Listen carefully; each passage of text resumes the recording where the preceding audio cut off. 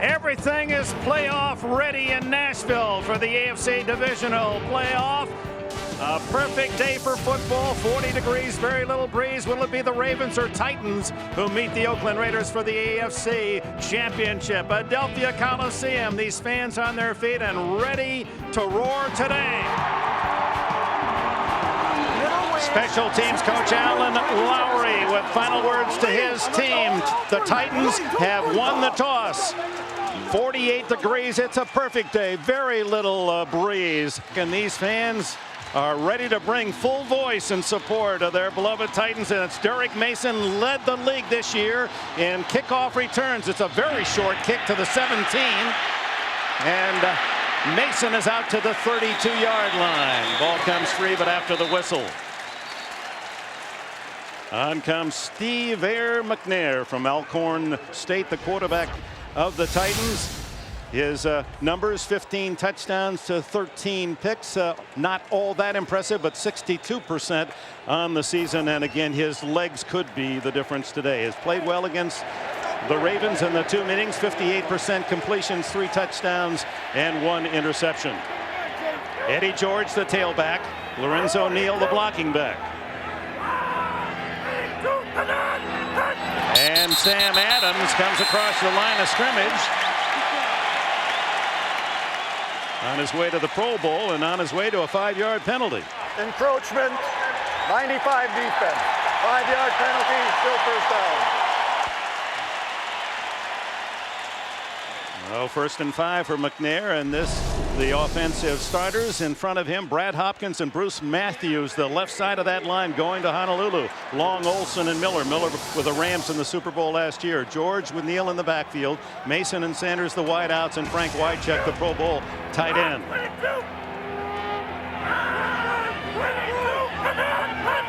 Wycheck in motion, and George tries left tackle. And he runs into that tough resistance. This Raven defense, the toughest against the run this year, allowing less than 2.7 a carry. Here they are, Burnett, Adams to the Pro Bowl, Siragusa, and McCrary. The linebackers, Boulware, Ray Lewis, the Defensive Player of the Year. AP, Jamie Sharper, the other linebacker, underrated. Starks and McAllister at the corners. All-time pro safety Rod Woodson with Corey Harris. Harris replaces Kim Herring, the safety who started most of the year, but bad ankle sprain, will not play today. 2nd and 3, underneath, complete, and the first down goes to Frank Wycheck, who led the Titans in catches this year with 70. Ray Lewis made the tackle. I think both tight ends today, Dick, are going to play a huge part in their respective teams' offenses. Shannon Sharp on the other side and Frank Wycheck. Nothing very glamorous there. All it does is move the chains. And it's going to be that intermediate, that underneath route. This is a Baltimore team that sits in a cover 2, basically a deep zone most of the game. From the 46, it's George finds an opening. And he's into Baltimore territory with what appears to be a first down at the 44. Woodson and Harris, the 2 safety men, make the tackle. Well, and the crowd reacts because Eddie George took some real pot shots this week. Great blocking at the point of attack, but Eddie George was called a baby by a member of the Raven defense, and that is just superb blocking by Hopkins, Matthews, Kevin Long at center. And how sweet that had to be for Eddie, and this crowd loved it.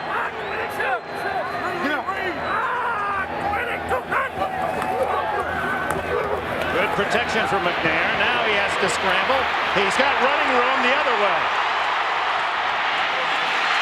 And skips down to the 36-yard line before Chris McAllister, who directed those verbal taunts, and Eddie George makes the tackle. It's a different Steve McNair under center during the playoffs. He runs for nearly twice as much yardage during a playoff game as he does during a regular season game. And that is, you know, he has developed over the years. He does a lot of damage now just from the pocket, just throwing the football. But that's a part of his game that has always been there. He is a difference maker. Yancey Thigpen now the wide out to the near side. It's George again, plowing for what appears to be another Tennessee first down. It is.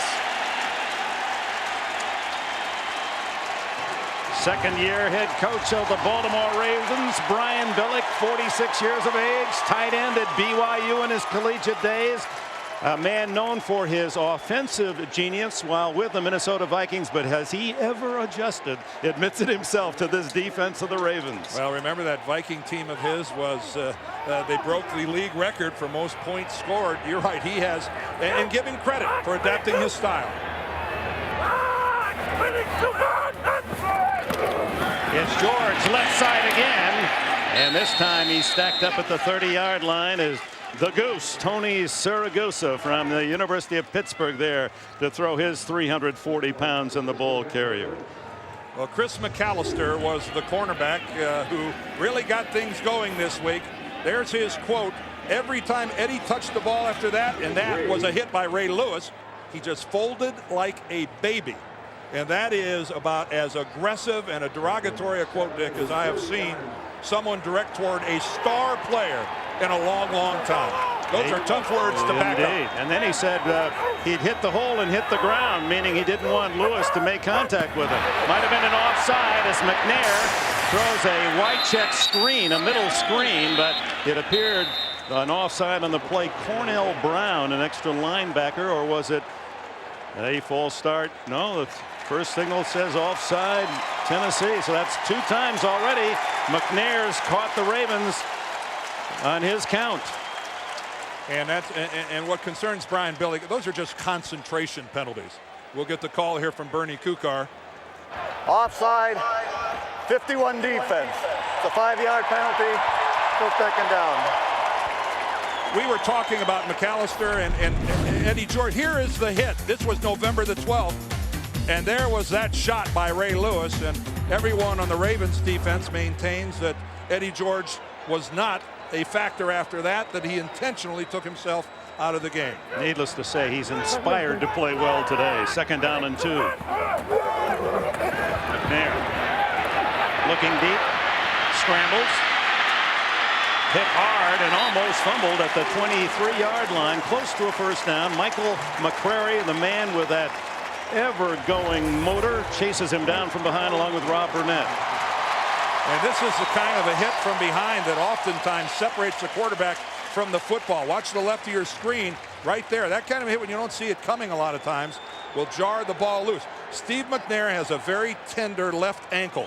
When you see him walk around the Titans complex, he noticeably limps. But during the game, he said, I don't think about it at all. It really is not an issue. It is a first down, a steady drive with the opening kickoff, consuming more than 5 minutes. Underneath, and it's to Aaron Kinney, the rookie tight end from Florida, and another substantial gain to the 18 of the Ravens. It'll be 2nd and 1. Boulware made the stop. Well, right now the Titans are playing like a team that really got something done during their bye week. Fresh legs, a lot of time to work on this game, and look at this first drive. Nothing spectacular. They haven't gone wide or deep at all. Everything in the middle of the field, throwing to the tight ends and running it to Eddie George. On 2nd and short, George up the middle gets enough to the 10 for another first down. That's the 9th play of this drive for 58 yards and 1st and goal.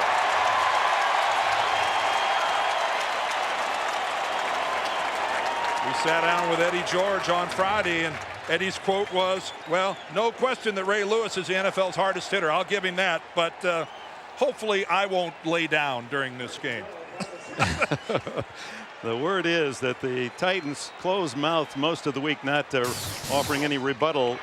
Hope to have that chance later in the game. McNair underneath, complete. Yancey Thigpen, and Thigpen to the 2-yard line. Jamie Sharper saved a touchdown. Thigpen, along with Carl Pickens, expected to see duty today. They've been out most of the year, both suffering hamstrings. Yeah, Thigpen missed 5 games. Pickens missed 8. But again, look how conservative, working the middle of the field. That's the first pass to a wide receiver, but all we're looking at is simple little hook pattern, sit down in that zone, and McNair's doing a good job of identifying the open receiver. By inches, the Titans could make a first down without a touchdown. Second and a long one.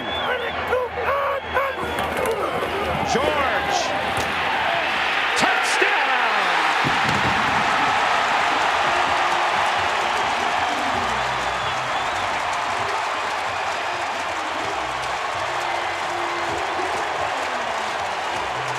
If you're Jeff Fisher and Eddie George, you couldn't orchestrate it better than that. A long, very powerful, impressive drive with the opening kickoff and the payoff, the touchdown to the Pro Bowler Eddie George. That, if I'm not mistaken, included a great move, running over a tackler and staying on his feet.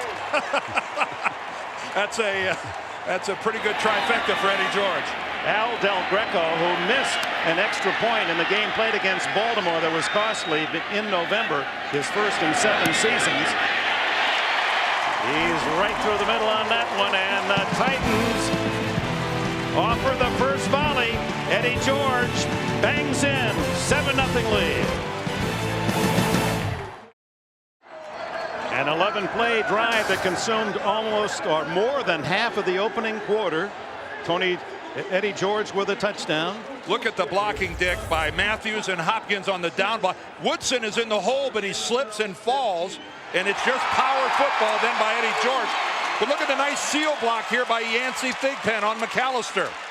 That keeps the corner from coming in to George from the outside, and Jeff Fisher goes, yeah, baby. He's calm, cool, collected when he talked with Bonnie Bernstein, but there's a fire burning deep inside this protege of Mike Ditka and Buddy Ryan. In a football sense, Dick, that drive was perfect. Absolutely perfect. Corey Harris played here in Nashville at Vanderbilt, and he's a good return man, but he's stopped cold at the 24-yard line by Eric Morris and Terry Killens. Timeout, 7:34 left, opening quarter.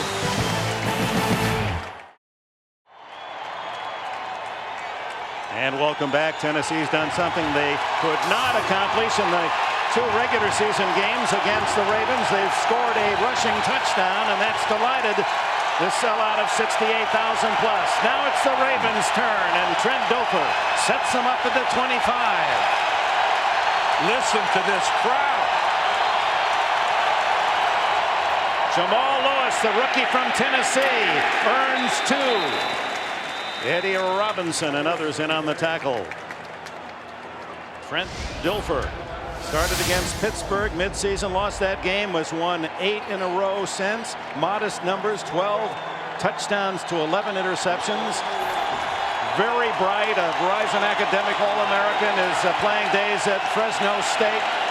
Every single person in this stadium is standing. It's a college environment, no question.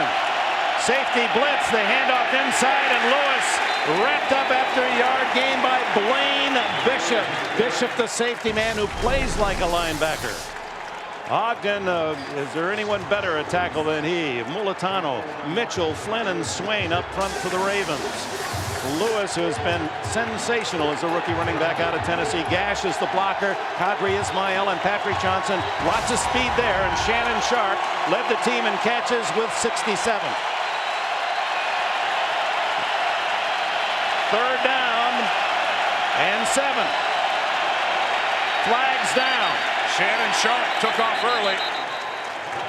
And the noise, you could hear every call of McNair when Tennessee had the ball, and you hear nothing now. They're very bright fans here in Nashville. Ball start, 82 offense. 5-yard penalty, still third down.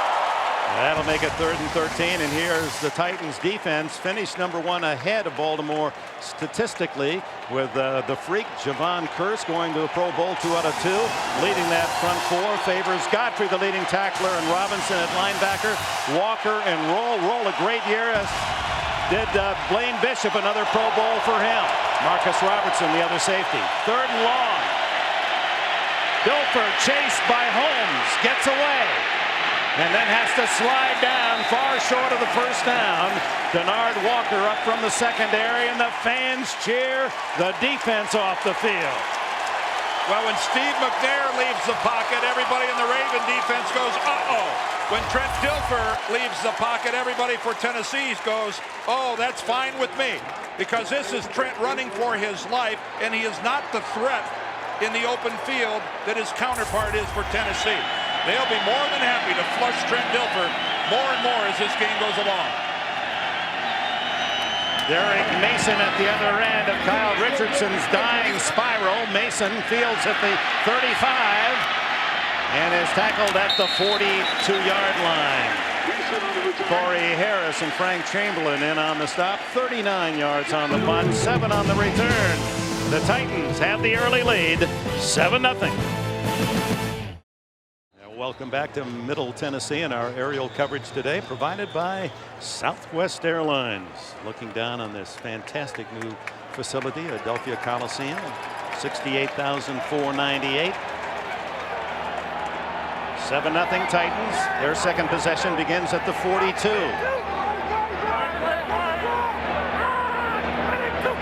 George in motion out of the backfield, and the throw incomplete. Good play by Dwayne Starks over Derek Mason. We invite you to log on to NFL.com, see why Eddie George is held in such high regard by his teammates. It's all on NFL.com. Well, until somebody tries to stretch this field vertically, you're going to see the corners and the safeties sitting all over any short or intermediate route. And that was an outstanding job that time by Starks. He's just playing a 5-yard pattern, nothing else. Aaron Kinney, the tight end, split way out to the right. That's Mason in motion. And George. Nothing there. Raven defense that allowed less than 1,000 yards this year. 16 games, 970 yards. First time ever that's happened in the 16-game season. Yeah. Sam Adams, one of the reasons. What a family. Dad played 10 years, was a great guard with the Patriots. His mother, he said, I got my quickness from Mom. She was a Prairie View basketball player. And get this, his brother plays at the University of Washington, 6'9", 450 pounds. 4.5. Offensive lineman. He plays right guard and right tackle. Third and long, 11. Underneath, complete to George. Good open field tackle by Ray Lewis. And words exchanged. I'm sure Lewis complimenting George on his style. Short of the first down, and the punting team will come on for Tennessee. Outstanding work by Ray Lewis and his defensive compadres there, because Tennessee squandered excellent field position. You know, they have a 7-point lead, and they had the ball starting at their own 41 and did nothing with it. Hold on. Kudos to Baltimore for his stand.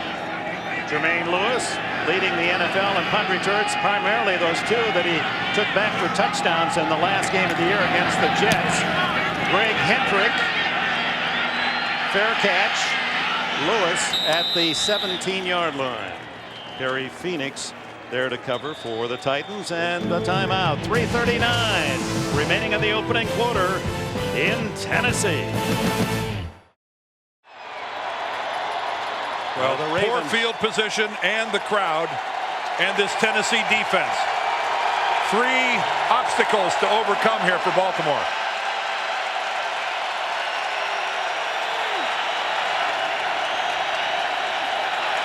Patrick Johnson in motion. The handoff is to Lewis, and he is dragging a tackler with him across the 20 to the 21.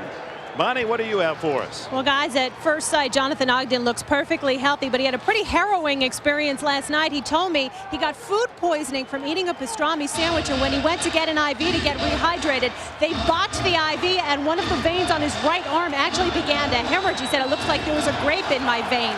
He's fine now. He had it wrapped earlier, but seems to be feeling better, guys. The guy's got veins the size of garden hoses. No wonder he had a problem. That was a plum, not a grape. It's Lewis again, and he's hit at the 23-yard line.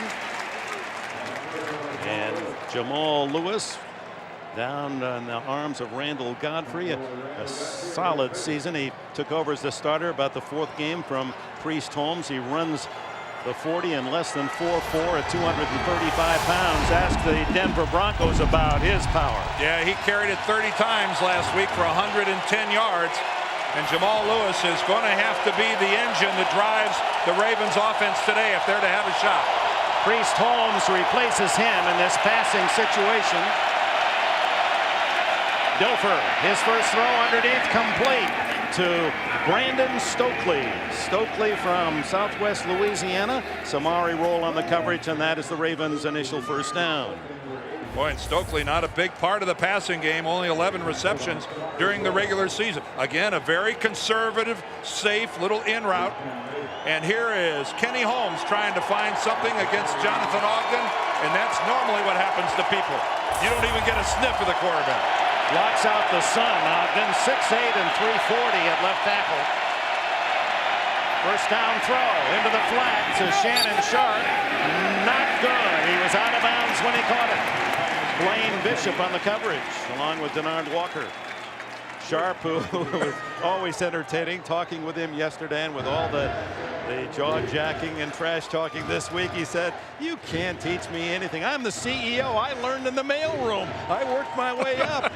I asked Shannon, how did Tennessee cover you during the regular season? His response, not very well. He said the one adjustment they made was to put Samari roll on him. We'll see if that happens during the course of the game.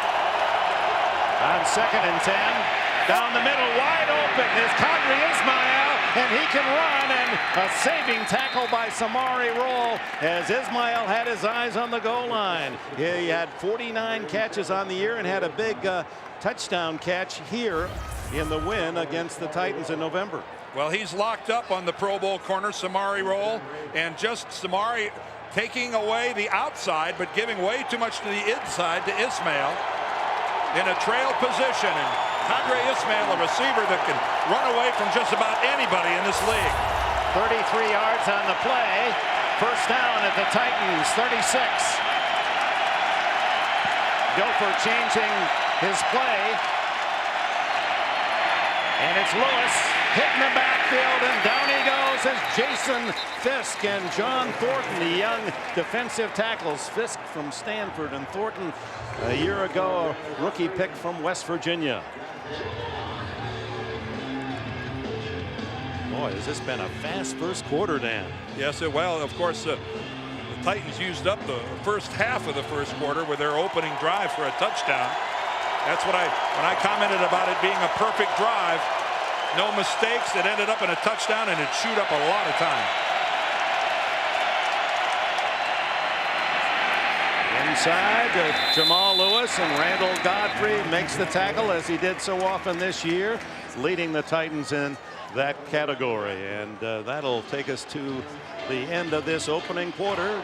The Ravens in Tennessee territory, and Billick not apparently very happy with something. It might just be the communication system. He certainly didn't like that opening drive. Tennessee fans did. It's 7-0.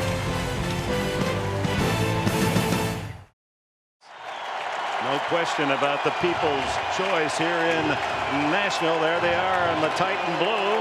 7-0 as we open this second quarter with the Ravens at the Tennessee 34. Third down, and call it long 7.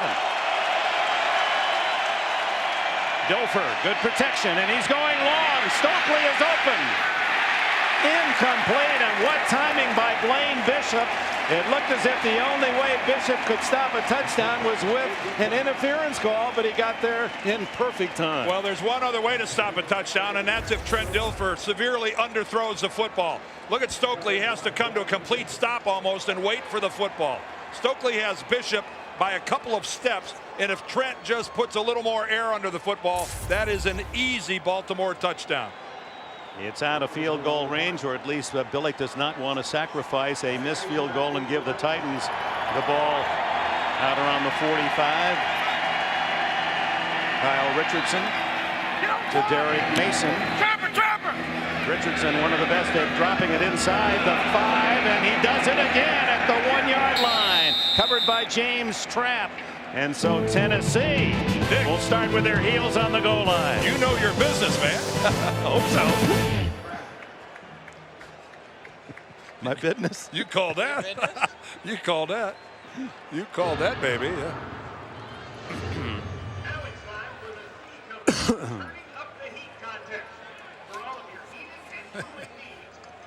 Well, I see Tennessee's Call it the 3. going to have to try a little bad field position now. Yeah, Ravens unlucky not to get something out of that, weren't they? That was a touchdown, Lance. Did you? That was a touchdown to Stokely. That was a terrible throw by Dilfer. I didn't realize how far open he was. Oh, he was.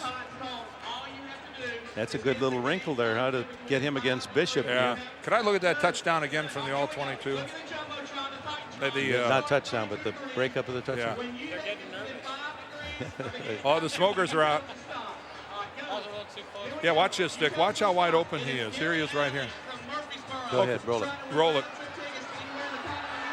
Watch him. I mean, he's boy. way past. See how he has to wait for the ball? I couldn't believe I think Bishop. it's worth looking at.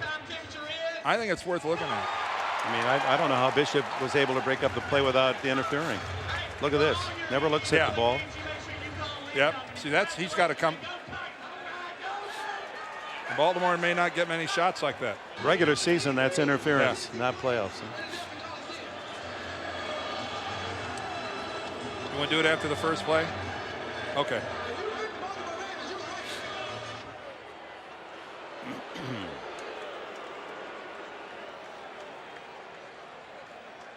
That's Stokely, right? Yeah.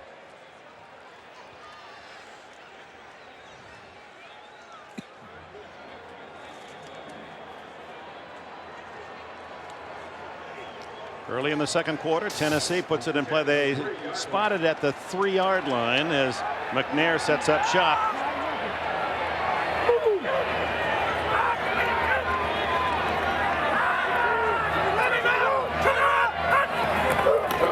Eddie George up the middle. And out near the 10-yard line before Corey Harris can trip him up. Let's go back. How close was it to a Raven touchdown? Well, I talked about it being underthrown. Here's Stokely right here. He's just going to run a straight go pattern to the end zone. But watch how he has Blaine Bishop by a good 2 steps. Look at it right there. But watch how he has to literally come to a stop and wait for the underthrow from Dilfer. Bishop is able to catch up, gets a hand on the football, and ends up making a good play. But that was oh so close for Baltimore. 2nd and 3. George, the deep set tailback, gets around the corner and finally knocked out of bounds by Chris McAllister, but it's a first down for the Titans. Well, in the 2 games this year, Eddie George gets knocked out of the first game on the first play of the game. The second game, he only ends up with 28 yards on 12 carries. And Baltimore does everything but just say Eddie George is not going to be a factor in this game. Well, he has certainly been a factor at the beginning of this game, Dick. His line has been blocking for him, and he has been running hard. 15 yards on the last 2 carries for George. 38 yards in this first half. He gets it again. And draws a crowd. Tony Siragusa, Larry Webster, the beef on the tackle. Eddie George, you want to talk about consistency this year. You don't know when he's going to be at his best. In the first half, how about 755 yards rushing? How about the second half? 754 yards rushing. The man is just, you can almost write it down. He's going to give you that 1,500-yard season. In fact, he's the first in some years to rush for over 1,200. 5 straight years. You see him on pretty elite the 5 company. seasons. You bet.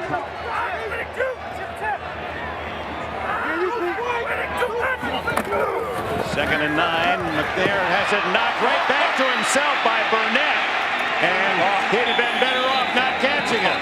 That's just instinct.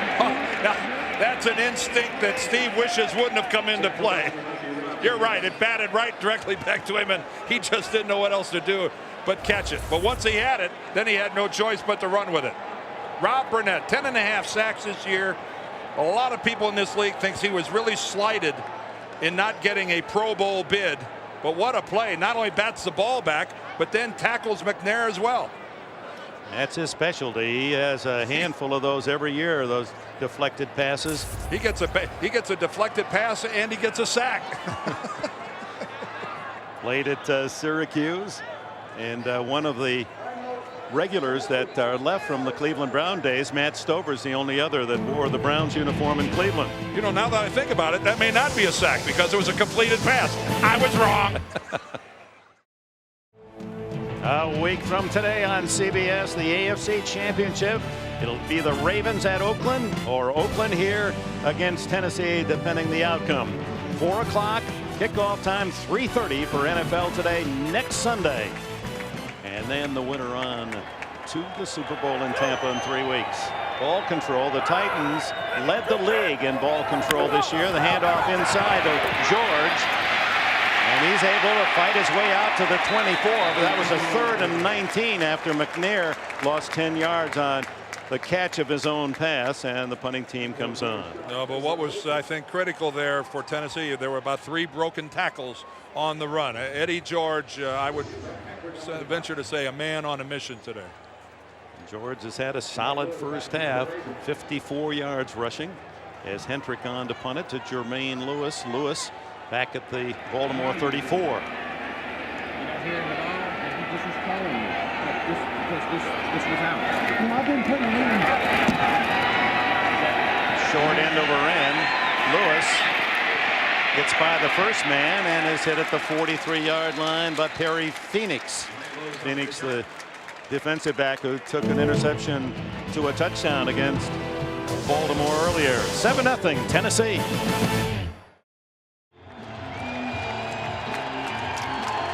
Jeff Fisher played his collegiate football, defensive back at Southern California, drafted by the Bears.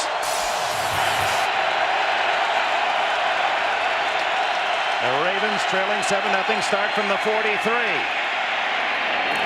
Incomplete, might have been deflected. Randall Godfrey leaping into the pass pattern from his linebacker position. Qadri Ismail was the intended receiver.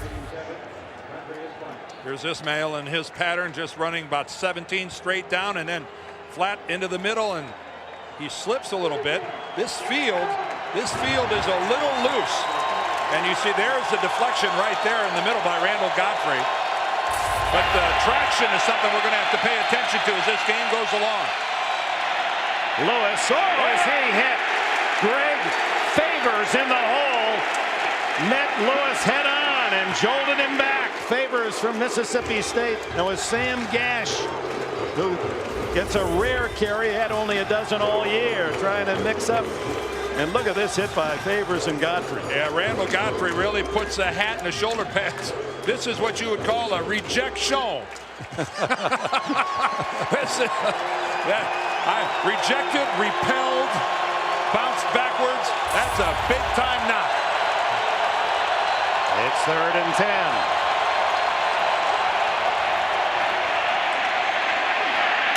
Wide open is Shannon Sharp. They forgot about the tight end, and Sharp is all the way to the 1-yard line. Oh my! A total breakdown defensively by the Titans, and Sharp was 10 yards in the open. 56-yard play. Well, this is a miscommunication in the defense here by Tennessee, because how you lose track of Shannon Sharp. You see Patrick Johnson right behind him. You could see on the left there's Samari Rolle confused as to who to cover. When Patrick Johnson went behind Shannon Sharp, Samari Rolle lost track of who he was supposed to cover. 1st and goal. Jamal Lewis. He ties it up. He's in the end zone for a Baltimore touchdown.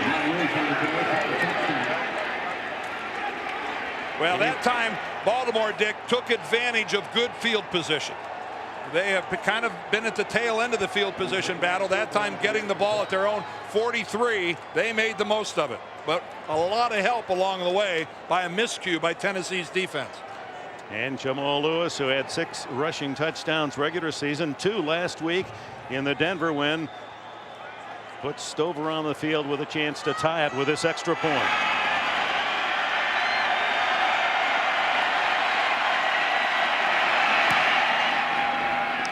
The Titans had not allowed a touchdown in 11 consecutive quarters, but Jamal Lewis changes that, and we're even at 7.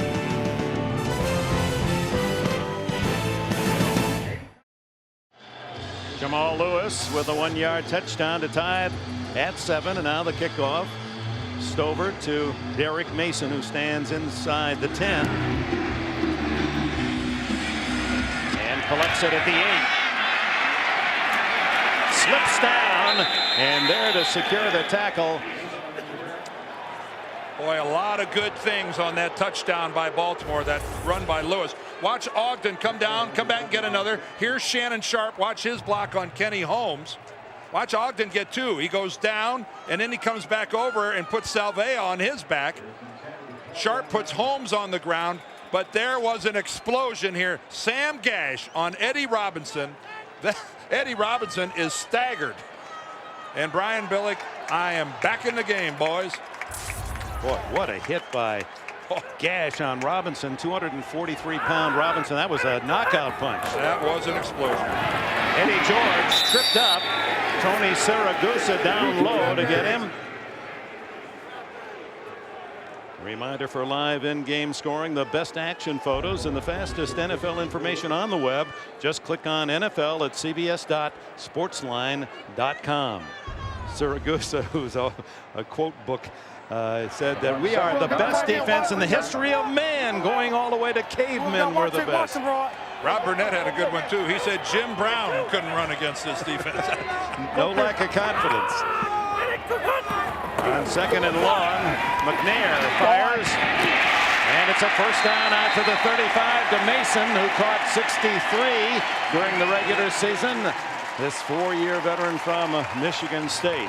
And that was not the plan going to training camp. Derek Mason was going to be a return guy and help out as the 3rd wide receiver.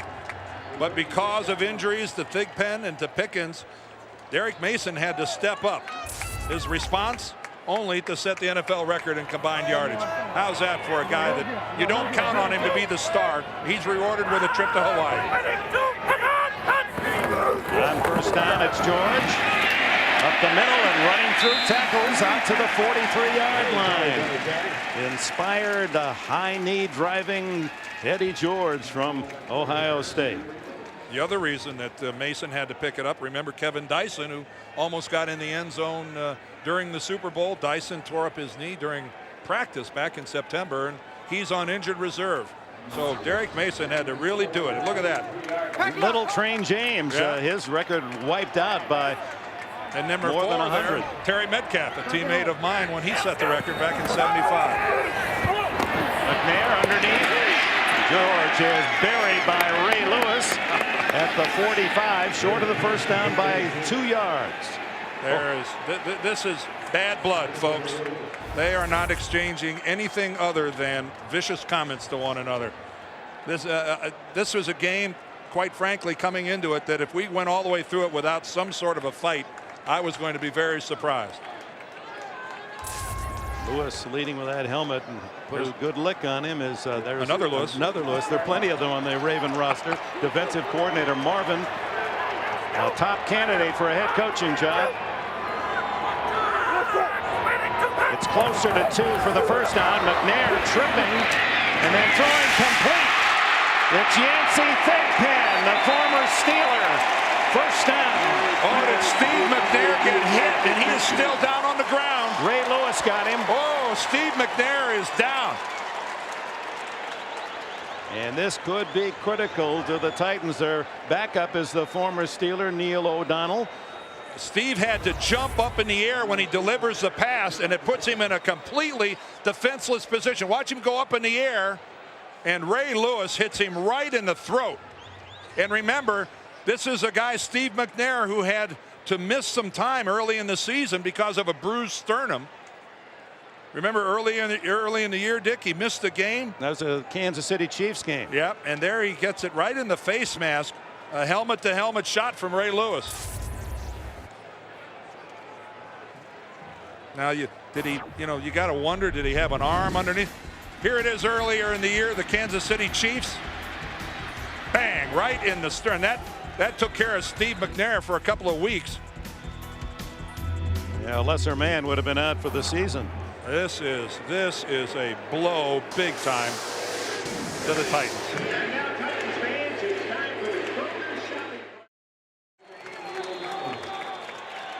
And back here in Tennessee, Steve McNair able to leave the field under his own power. 8 for 9, 50 yards plus a couple of timely scrambles on that opening drive. Neil O'Donnell, the 34-year-old veteran, takes over at quarterback, and the toss to George. And nothing there. Let's go back and take a look at the hit, Dick. They're looking at the left shoulder of Steve McNair, and you're going to see why. When he gets hit here by Ray Lewis, watch how he's not able to protect his fall. His left shoulder right there gets driven right into the ground, and the full weight of Ray Lewis lands right on top of Steve McNair. And Lewis at 260 pounds had a big running start to make that hit. The good news was, as he was walking off the field, he was kind of windmilling his arms, so he's able to move it. You know, you worry about A, a dislocation of the shoulder, and B, something happening to your clavicle, your collarbone. O'Donnell saw action in a couple of games early in the season when McNair was injured. Here's George, and again he draws a crowd led by Peter Boulware, with Rod Woodson coming up from secondary, and Ray Lewis with a little verbal volley to follow through. Yeah, Lewis walks over and actually looks right into the Tennessee bench to let him have it. Again, great pursuit, but Peter Boulware is making the tackle at the legs. Ray Lewis up top, and then he goes right over and lets him have it at the Tennessee bench. No, two handoffs. No shortage of emotion on this field today. Two handoffs for George. 3-yard deficit, 3rd and 13. O'Donnell's first pass over the middle, complete. Derek Mason, first down. What a big play for the Titans. And the guy responsible in the zone defense where Mason catches the ball is Ray Lewis. And I think the crowd really reacting to the fact that Ray Lewis isn't able to make the tackle on Mason. Right there, Ray Lewis just oh so short. And excellent work here on Derek Mason. 188-pound guy, and you're catching it right in the middle. Linebackers condominium right in the middle there. Takes a little courage to do that. 18 yards on the play for Mason's catch, his second of the game, and a first down at the 28. 4.5 left before the intermission. George. And that stout defense against the run getting tougher and tougher for the Ravens. And here comes McNair back on the field.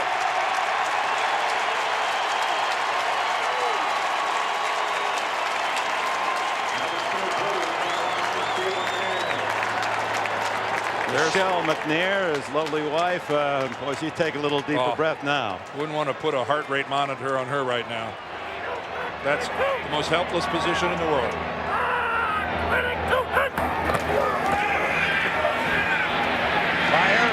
Flag down, complete to Wycheck, the tight end, to about the 22, but the flag thrown in the holding area.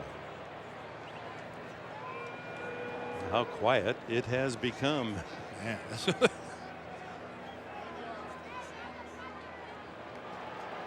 Well, illegal use of hands. Somebody put a hand into the face of one of the defensive linemen.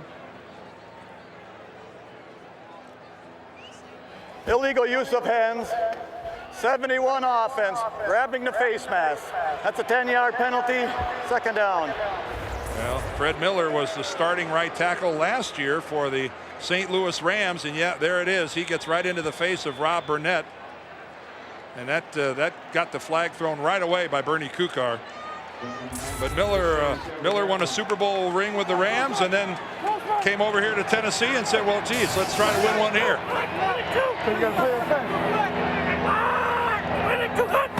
Second and 19. McNair goes deep this time, and it's going to be almost intercepted by Dwayne Starks, who made his move and had a shot at it. He led the Ravens with 6 picks on the year. Ooh, really throwing into double coverage. Rod Woodson there as well. Trying to find Mason as he makes his break to the outside, but look at Rod Woodson, how he gets over there, and Dwayne Starks got both hands on the football. Ooh, right there. It would have been a spectacular catch, but a very risky throw by McNair. There's Starks, who played his high school ball in Miami. Samari Roll was his wide receiver, and Starks was the quarterback. Said Roll ran terrible patterns. I guess that's why he's a corner, an all-pro corner. 3rd and 19 to the sidelines.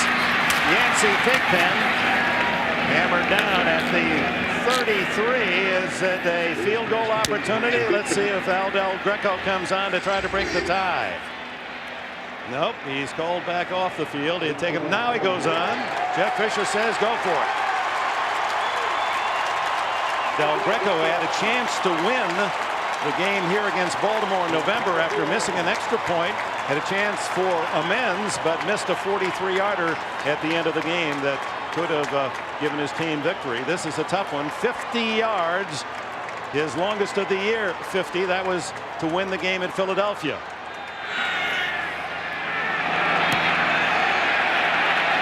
It is short, but a flag is down. A lot of the guys from Baltimore weren't even down in their stance. They weren't prepared. And offside is the preliminary signal against the Ravens. Well, 5 yards would have made that kick good. 91 defense. 5-yard penalty. Still 4th down. Lionel Dalton, the defensive lineman. The Ravens were surprised by how quickly Tennessee got to the line. And there you see Dalton trying to get over in position well into the neutral zone. Well, if Aldel Greco hits the same kick he just hit with these 5 yards, it would be good. Now from 45.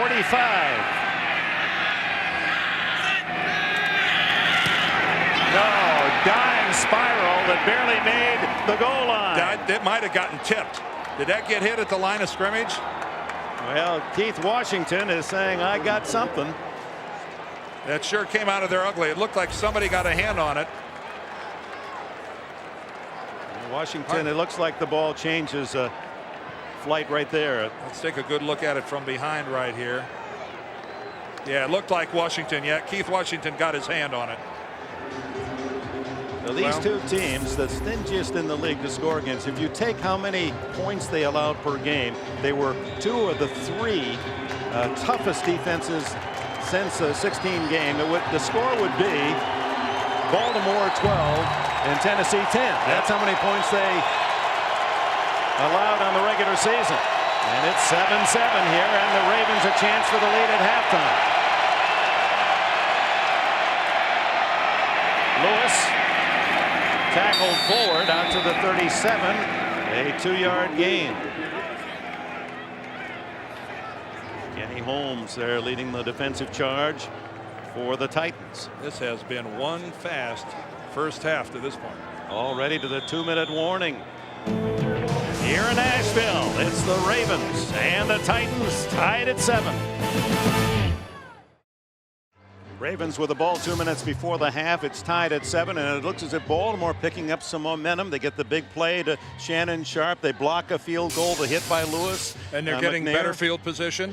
Tennessee, though, really dominant in time of possession, 19 and change to 8 and change. So it's been Tennessee's way, but it's still 7-7. And Baltimore, if they could go to halftime tied here, you know that has to thrill Brian Billick.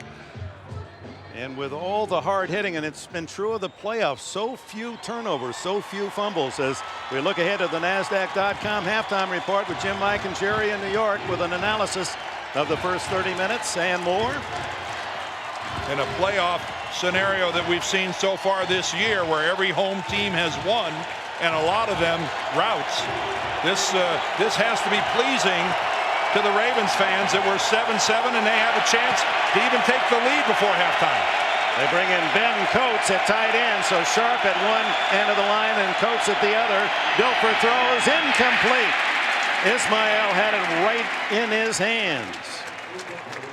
And we'll go down to Bonnie Bernstein. Well, guys, Shannon Sharp had that huge catch on the last drive. He's actually had 2 of his 3 best games against the Titans. Earlier in October, the breakthrough game, he said, I was struggling before that, and in my 10 years of football, I've never gone to a coach and said, give me the ball. But I said that day to Billick, I can't help the offense if you keep taking me out every other play. He had 8 catches then, 8 catches in November, and he's been totally in sync ever since. Well, he's going to set the record next year. He'll break Ozzie Newsome's mark, most catches by a tight end. Priest Holmes in the backfield as Dilfer is sacked. Henry Ford had his motor company in the backfield.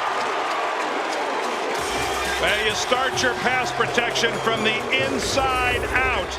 You don't let the nose tackle come free like that. And what a move by Henry Ford on Jeff Mitchell, the center for the Ravens. That is a complete whiff. And a timeout call to stop the clock with 1:53 left. No chance for Dilfer. And Mitchell thinks he's going to get some help from his right guard, Mike Flynn, but Flynn has to pick up a blitzer. And Henry Ford, boy, that's an upfield run. And nose tackles, you know, they don't get a lot of action when it comes to rushing the passer. All they do is get beat up and set up somebody else. Now Kyle Richardson to kick it to ever dangerous Derek Mason. It's blocked, and rolls out of bounds at the 25-yard line. Chris Coleman.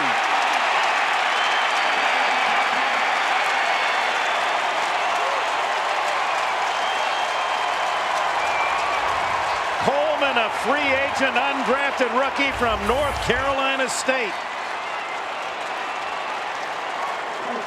Number 17. Going to come in from the right side. Elevates. Gets both hands on the football. And a special teams mistake has now put the Ravens with their back against the wall. What a play by Coleman. First time a Titan or Oiler has blocked a punt in 11 seasons. That's a dry spell. So Coleman gives McNair and the offense a chance to break the tie. First down at the 25. Underneath to Wycheck, and Ray Lewis wrestles him down. Lewis, 260 pounds and only 7% body fat, has led the Ravens in tackles every year. 5 seasons in the league, 5 times he has been the gem in the center of that defense for Baltimore.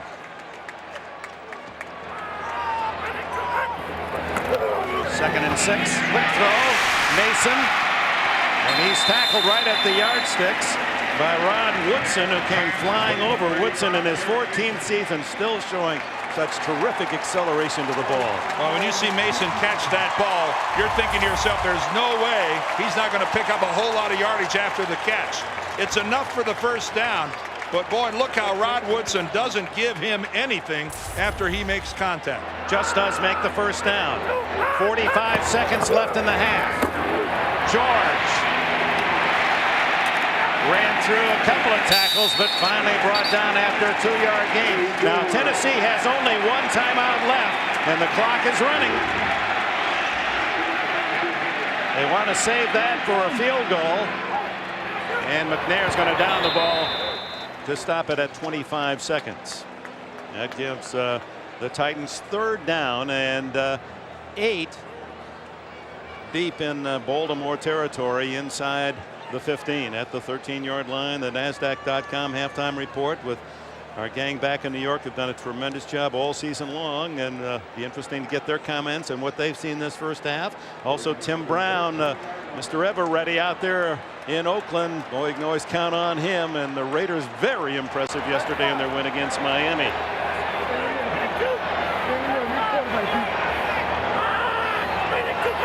From the 13, McNair. Nobody open, and threw a backhanded pass. There's a little punch and shove in the end zone. Tony, check that. It was Robert Bailey, the veteran for the Ravens, threw a punch at Eddie George down there.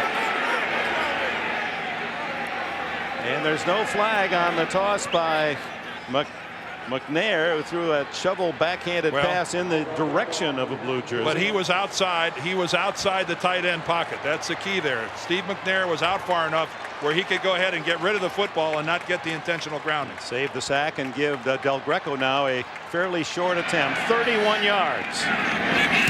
This one is up. And no good. He hits the upright again. He rattled the yellow post again, as he did against Baltimore in November on an extra point.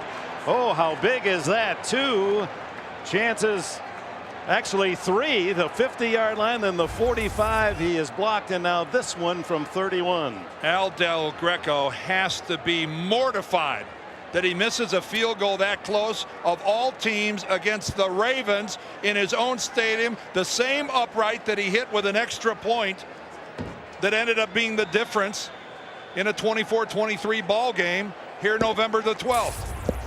He then followed that up by having a chance to win the game, and he pushed a 43-yard field goal wide right. With 14 seconds, Trent Dilfer will take a kneel down, and the Ravens, as the visitors here to Adelphia, have to be very pleased that they go to the locker room even, as Al Del Greco denied twice here late in the second quarter field goal attempts to give Tennessee the lead. And welcome back to Adelphia Coliseum, where it's 7-all, the Titans and the Baltimore Ravens, and one of the rare times so far in the playoffs that the home team going into the second half didn't have a sizable cushion. Yeah, they should have had a cushion, a 3-point cushion, because of the missed field goal rather by Al Del Greco. But you're right, this is Brian Billick has to feel confident with his Baltimore club. This was the last time, November 12th. That was an extra point that hit that exact same upright, and here was his chance to win the game from 43 yards, and he pushes it wide to the right. So the confidence of Al Del Greco right now has got to be rattled. I realize he's a guy that's been in the league for 17 years, but his confidence right now has to be at a low ebb. And remember, he missed 50 before the penalty, and then the block at 45. Greg Hendrick picks it off to Jermaine Lewis at the 3. Lewis gets a block, and Hendrick makes the tackle at the 30-yard line. The kicker makes a solid hit. Bonnie? Fisher overall very happy about the ball movement of his team. Asked him about Steve McNair. McNair sprained his left shoulder. Fisher told me he didn't get anything special done in the locker room. He will continue to play. I also asked him what he said to Al Del Greco about those 2 field goals. He said, I said to him, Al, you know, if you got to kick the game winner, you're going to make it. And he looked at Fisher and he said, I know. The coaching so constant, and even though these are powerful grown men, sometimes fragile egos. You're not a coach there, you're a psychologist. That's right. Dilfer comes out and goes long for Shannon Sharp, and overthrows him by a stride with Blaine Bishop on the coverage. One of the big differences between these two teams in the first half of play has been the ground game. 2 feature backs here, but Jamal Lewis has not been able to get on track for Baltimore. He had a total of 18 yards rushing in the first 14 yards rather on 8 carries. But Eddie George on the other side has really gotten it done, as he's rushed 17 times for 61 yards. They've got to get Jamal Lewis loose if they're, I think, to have a chance in this game. They may not be so fortunate with missed field goals. Gash lined up in front of Lewis. Fake to him. Curse misses the sack, and the throw downfield is complete. Ismail, first down at the 45-yard line. Javon Curse could taste that sack, but Dilfer cleverly slipped away.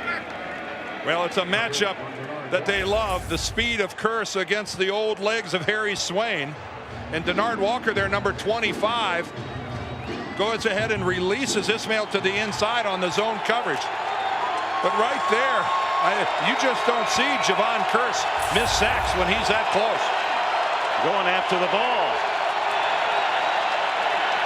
Now Lewis into a crowd, no gain. Let's take a look at the numbers in the first 30 minutes, Dan. Anything jump out besides the rushing? Well, this is a rushing football team, the Baltimore Ravens, and their inability to do so in the first half has cost them down at the bottom with the time of possession. But look at the third one down. That's 17 yards right there. That is unacceptable. They're passing both teams. Neither one of them has hit 100 yards yet. But Guilford did hit Sharp, the big one, 56 yards to set up the Ravens score. Blitz. Dilfer throws it up. Sharp can't get there at the 30-yard line. He had gotten behind Blaine Bishop, who went down. Well, Trent Dilfer throws this ball falling backwards because he's got 2 Titans getting ready to hit him right in the chops. So look at Randall Godfrey coming right up the middle. He's coming from the right. Kenny Holmes from the left. Good inside pressure that time, right up the middle on Trent Dilfer. That's not the position the quarterback wants to deliver the football, falling backwards off his back heel. Dilfer, who suffered a mild concussion in the Denver game a week ago, said he had the usual headaches on Monday, but head's been clear since. Took a pretty good pop. Priest Holmes in the backfield with him now. Another blitz. And they got him at the 35-yard line. Godfrey again, the former Cowboy. Had only 2.5 sacks the entire season. Gets a clean one there. Well, most inside linebackers don't get a shot, but look at Randall Godfrey that time. A double blitz, Blaine Bishop coming up on the other side, number 23. Two guys go after Bishop and leave Godfrey all alone. What a huge pickup, free agent signing Randall Godfrey was for the Titans this year. Derek Mason back as Kyle Richardson set to punt it away. His last punt blocked by Chris Coleman. And it's blocked again by Coleman, the same man. And out of bounds at the 29-yard line. The Quinella for Coleman. Back-to-back block punts. Oh, my. There's Russ Purnell, the special teams coach of the Baltimore Ravens. Needless to say, he has to be mortified at their inability to protect up the middle. Well, how cleanly did he come through? You start with your protection in the middle and turned loose, and Coleman just takes advantage of the fact he's initially blocked and then just completely turned loose. From the 28-yard line, 27. Eddie George breaks a tackle, and he's to the 22, a gain of 5. Harry James Sharper makes the tackle. Jamie, his dad, Harry James, same name as the famed trumpeter, although this young man, Jamie, prefers the tenor sax. And we had a chance, Ray Lewis. A lot of times people don't get a hat on Ray Lewis, but that time's a good block by Bruce Matthews. He slows down Lewis just enough that he's not able to get over and get a good hit on Eddie George. Credit Bruce Matthews, the old guy, for making that happen. Second down and 4. George again. And he has a first down near the 15-yard line. Again, they're running on that left side behind the 13-time Pro Bowler Matthews, who goes again to Honolulu at age 39 in his 18th season. He's a phenom. Yeah, he is a phenom. He tied Reggie White for the most Pro Bowl selections in NFL history. And you know something? Bruce Matthews shows no sign of slowing down. Telling us on Friday he has every intention of coming back and playing next year. He said, why not? I feel like I'm still playing this game at a high level. Bruce, you are. No trouble hearing McNair's audibles. Just gets it off. Swing it. George. Wrestled out of bounds by Ray Lewis at the 4-yard line. Just back to Matthews for a moment, Dan. He's blocked now for 15 different quarterbacks in his career with the Oilers Titans.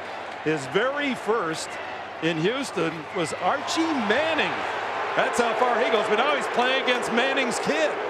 Well, he came in the draft of 1983, which of course was one of the great drafts of NFL history. Darrell Green still left from that draft. Second down and 3. Rodney Thomas has replaced George. This is Thomas. Sticks his head in there, and hard yards close to the 5-yard line. That'll be where they marked it, another first down. Well, you know you're old when you played college football with your coach. That's the first indication. And here's Bruce Matthews, his first start at the Coliseum against the Raiders. That's the Houston Oilers. And there he is, of course, the #1 draft choice. And boy, I said, you know, he's just never been hurt. Can you imagine that? A guy plays in a pit down there where people are falling on your legs, and a lot of times offensive linemen are hurt because somebody else falls on their lower leg. How he has survived in that mayhem all these years without ever being catastrophically hurt. It's great fortune and good genes. Oh, good genes. How about his brother Clay Matthews as a linebacker? First and goal at the 5. George up the middle. Burrows for 2. Behind Lorenzo Neal, number 41, the blocking back, who played at Fresno State. His teammate was Trent Dilfer, the Ravens quarterback, and Neal was part of that debate team with the Bulldogs. Allows a little. He was debating with Ray Lewis right there. Meanwhile, George, his numbers now 74 yards rushing against this team that didn't allow that much per game to an entire team on the season per average.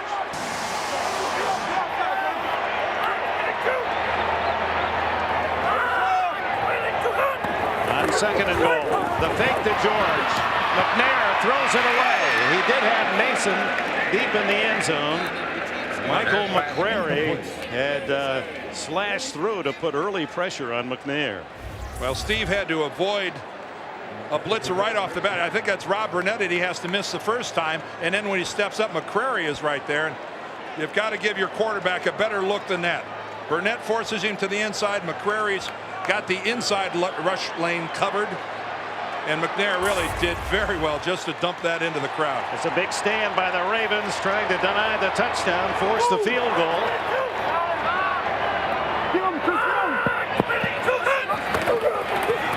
George up the middle. Nothing there except white jerseys. Rob Burnett, Michael McCrary, and plenty of help. Get out of there, 58. And so Del Greco will come on for the short field goal attempt. El Del Greco here kind of doing for the short field goal what Dave Kingman did for the fly ball. He's certainly putting a lot of excitement in it right here. This is no more than an extra point, but that left upright to Del Greco must look like it's about 8 feet across. What are the guesses that this will be to the right side? A chip shot for the NFL's top golfer, and he nails it. 21 yards officially. The Titans reclaim the lead, 10-7.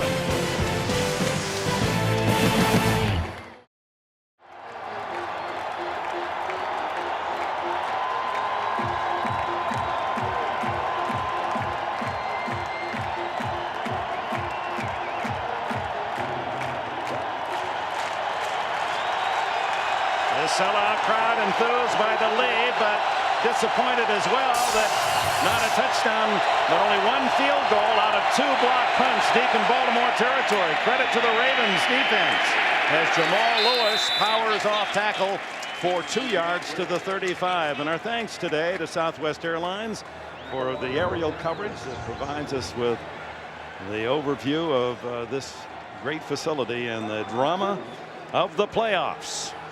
Well, all the hype coming in surrounding Baltimore's defensive unit and their ability to stuff the run. But the run snuffing right now is being done by the Tennessee Titans. Jamal Lewis getting absolutely nothing. 2nd and 8, 2 tight ends this time. Sam Gash in motion. Oh, is Dilfer hit and overfires Shannon Sharp at the 40-yard line. Dilfer's got to be hurt. What a shot he took right in the chest. Keith Bullock, the backup linebacker, the #1 draft pick of the Titans from Syracuse, had a full sprint run into the quarterback. Oh, and Trent Dilfer completely defenseless in the throwing motion. The follow through, and he gets it right directly in the sternum. And that is a hit with the helmet by Bullock, and I'll guarantee you that Gene Washington of the National Football League going to take a long look at that. You are not allowed to strike the quarterback with the crown of your helmet. That is a no-no. Tony Banks, the starter at the beginning of the year for Baltimore, tuning up.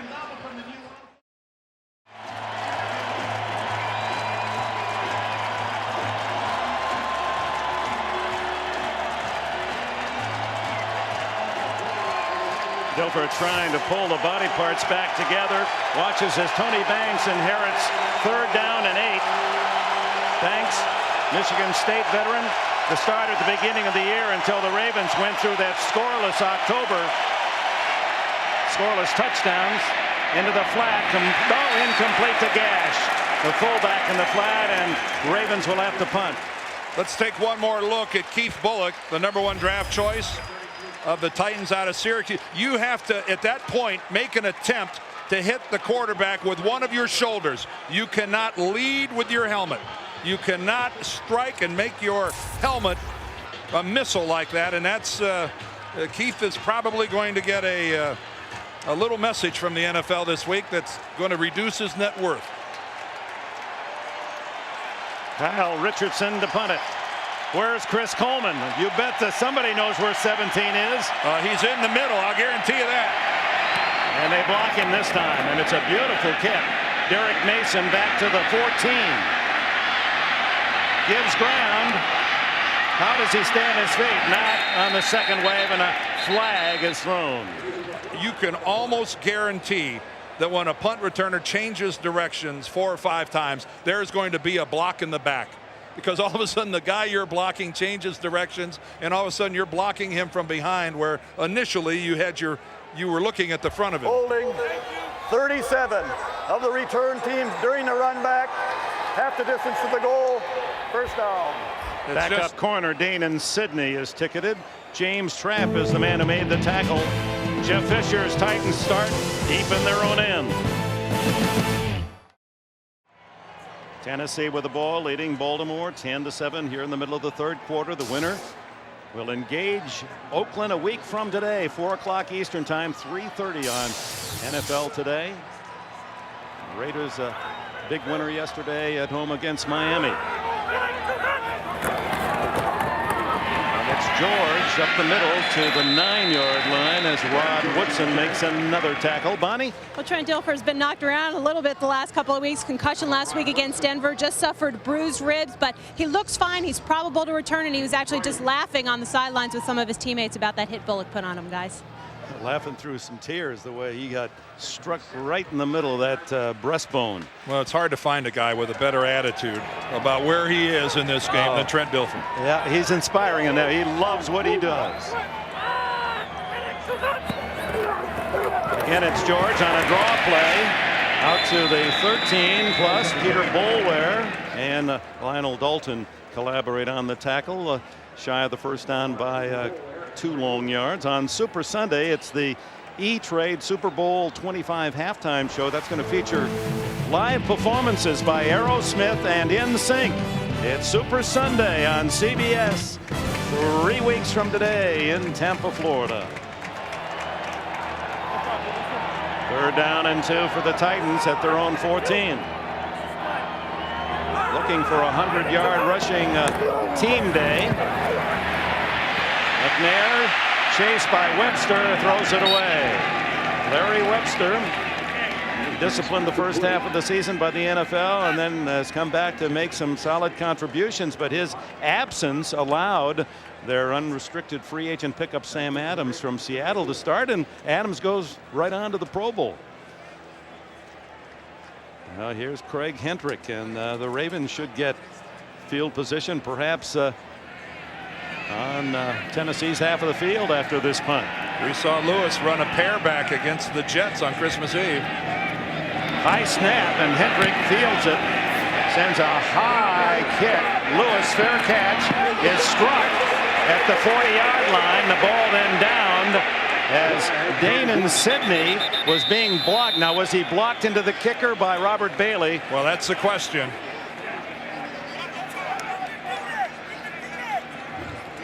At this point, the flags, 3 of them are down. It was a legitimate fair catch signal by Jermaine Lewis, no doubt of that. And no doubt that he was hit.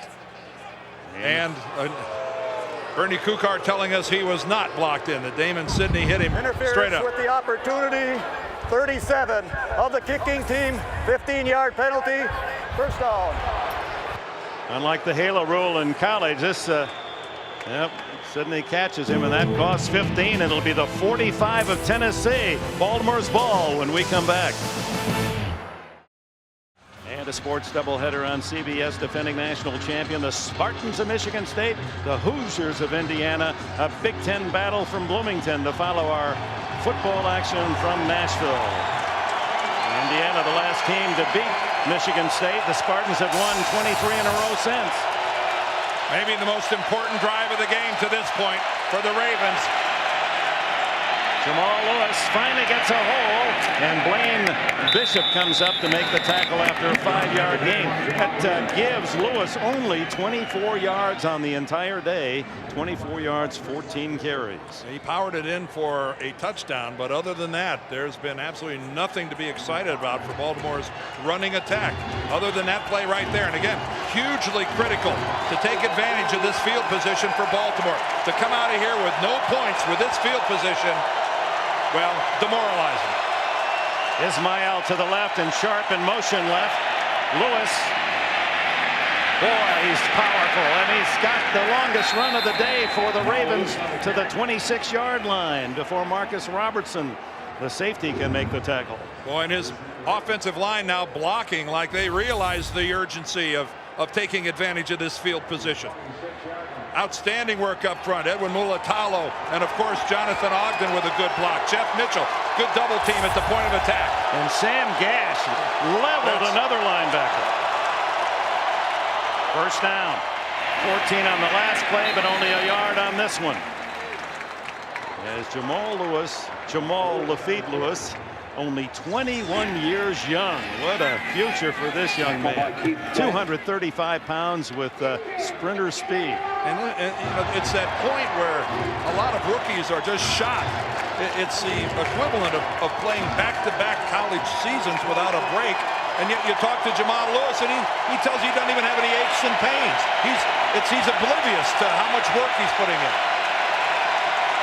2nd and 10. Dilfer fires, incomplete, and almost picked off on the ricochet by Randall Godfrey. It was intended for Sharp. Bishop broke it up. Ooh, baby, that ball hung in the air a long time, didn't it? That was a major league carom. Well, Shannon Sharp just going to take the quick break to the inside, the quick slant. But look how Blaine Bishop, look at the timing. Bishop hits Sharp in the back the exact instant the football arrives. That's steel on steel right there, folks. Blaine Bishop going to his 4th Pro Bowl. 3rd down and 10. Right now, this would be about a 43-yard field goal.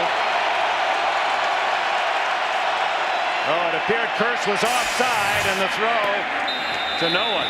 Oh, Javon Kearse, he's trying to act like he was drawn offsides, but he was not. That'll cost Tennessee 5 yards and offside, 90 defense. 5-yard penalty, repeat 3rd down. Harry Swain is the right tackle that's matched up. Let's take a look at Swain there at the immediate left. You see him kind of low. That's what Kearse is reacting to. And Javon Kearse can make a legitimate argument. As an offensive lineman, you are not allowed to rock back in your stance like that. Javon Kearse kind of got the short end of that stick. 3rd down and 5. Spread formation now, 5 receivers, and it's Lewis on a reverse, and no one fooled on that, especially Randall Godfrey, the middle linebacker. Well, now Matt Stover, it's his turn.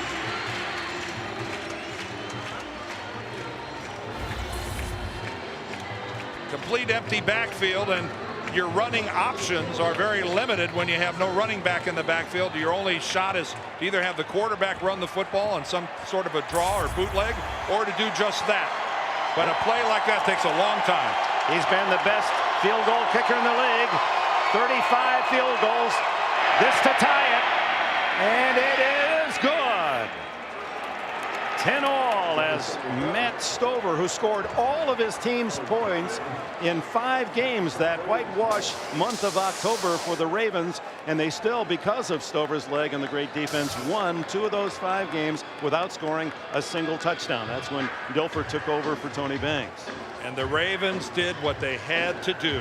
Get some points with field position starting at the 45-yard line. Neither team giving up points all season long. The 1 and 2 defenses in the league. Baltimore with an 8-game winning streak, and Stover sends it through the end zone and a touchback. So here's the time again next Sunday for the AFC Championship. The winner to meet the Oakland Raiders. If it's Baltimore, it'll be out on the West Coast at 4 o'clock, 1 o'clock West Coast time. Oakland would play Tennessee if the Titans are victorious. And tune in at 3:30 Eastern, 12:30 Western time for NFL Today.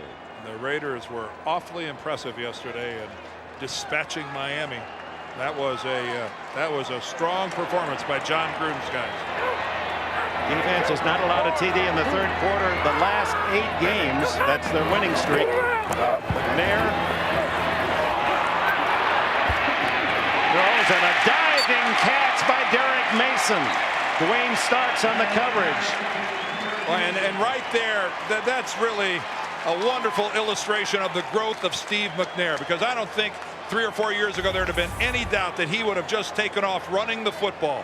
But this time he ran to set up the throw, and on the run delivers an absolutely perfect strike to Mason, low and outside where only Mason can catch it. Folks, you have no idea how hard this is to do when you're running at a full sprint like Steve McNair was right there. That's beautiful. Gain of 17. 4th catch for Mason. Now George breaks 1 tackle and to the 39. Ran through the stop of Corey Harris, the safety man who came up to plug the hole. I keep waiting for Jeff George to fold up like a baby, but I haven't seen it yet. Have you? I imagine some of his linemen in the huddle are kind of offering that same kind of thought, whether verbally or not. If anyone was inspired to help George today, it's those big guys up front who want him to have a 100-yard rushing day. You know, the Ravens haven't allowed one 34 straight games. Guys in the truck are telling me I said Jeff George. Did I say Jeff George? Boy, there's a slip of the tongue. Long throw to Mason. Did he stay in bounds? I don't think so. He was diving, couldn't get his feet down. Dwayne Starks over there to cover, and McNair just did get it off. Both these quarterbacks are going to have a reservation for the hot tub after this game. They are getting hit. And again, look at that throw from Steve McNair. Right to Derek Mason, but he's out of bounds. But again, Steve McNair gets the foul through, but takes a shot right in the chest from Keith Washington. Both of these quarterbacks have been pummeled today. Eddie George, by the way, has 85 yards rushing. He's not in the backfield as McNair from the shotgun fires quickly and complete. Yancey Thigpen went inside. The throw is outside. Punt team comes on. It's just the contrast of how quiet 68,000 people can become when their home team has the ball, and the noise they make when the Ravens are trying to initiate play is it's stunning. Well, Jeff Fisher has been very vocal in his pleading with this crowd during the weeks. We need you. Don't let us down. We need you to be there and to be loud. Hendrick. Short kick. Jermaine Lewis comes up the fair catch at the 26-yard line. Might be the 27. Only 34 yards on the punt.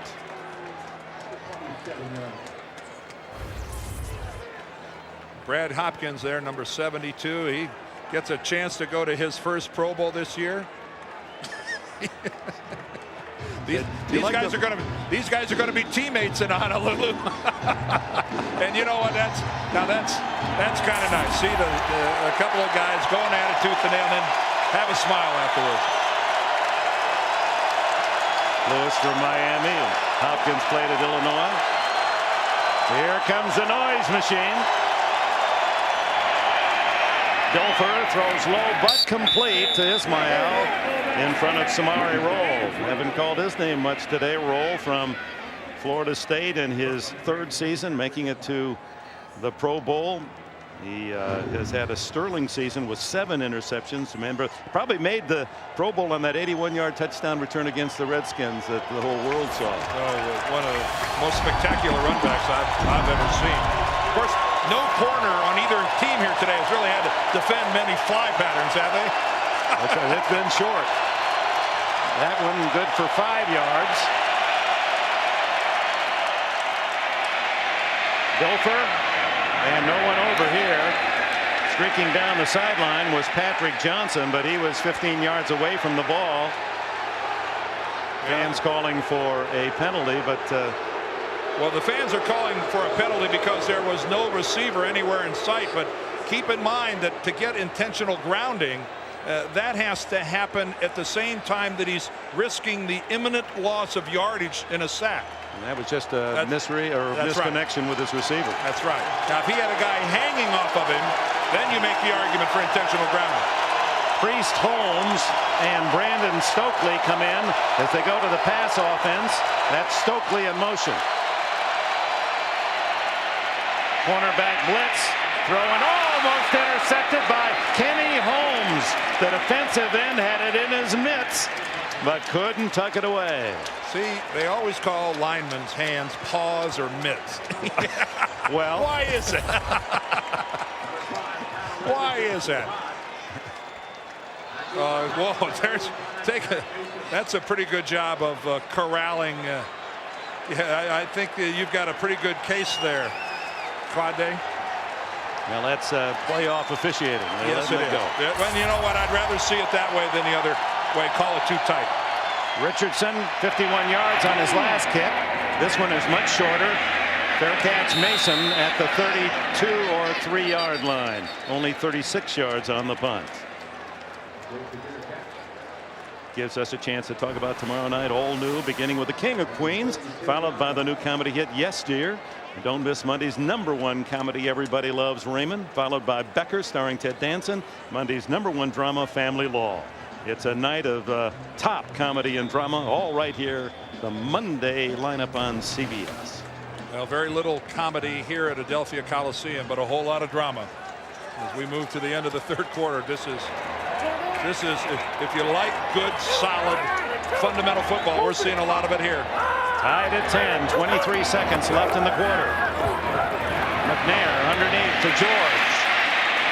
And Jamie Sharper and Ray Lewis make the tackle, and that will probably take us to the change of ends and the fourth quarter, and perhaps more, as the game is tied at 10. Is that Eddie George or Jeff George? Who caught that?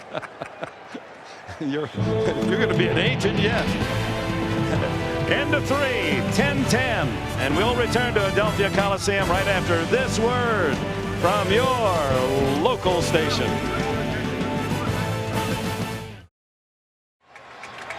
With Dan Deerdorf and Bonnie Bernstein, Dick Enberg, welcome back to Nashville. We go to the fourth quarter. The Titans and the Ravens tied at 10.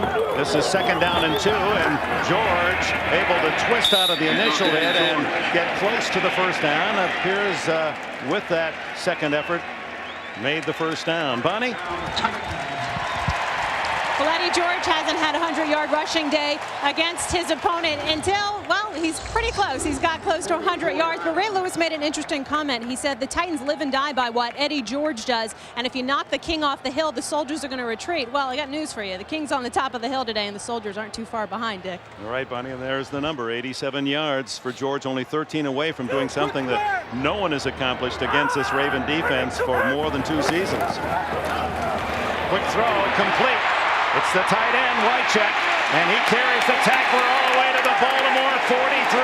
Corey Harris got a free ride, and the flags come down. Well, Corey Harris, you saw him swinging the right hand, trying to knock the football out of his hands. But the flag might be for the fact that he hit, really threw him after they were well out of bounds.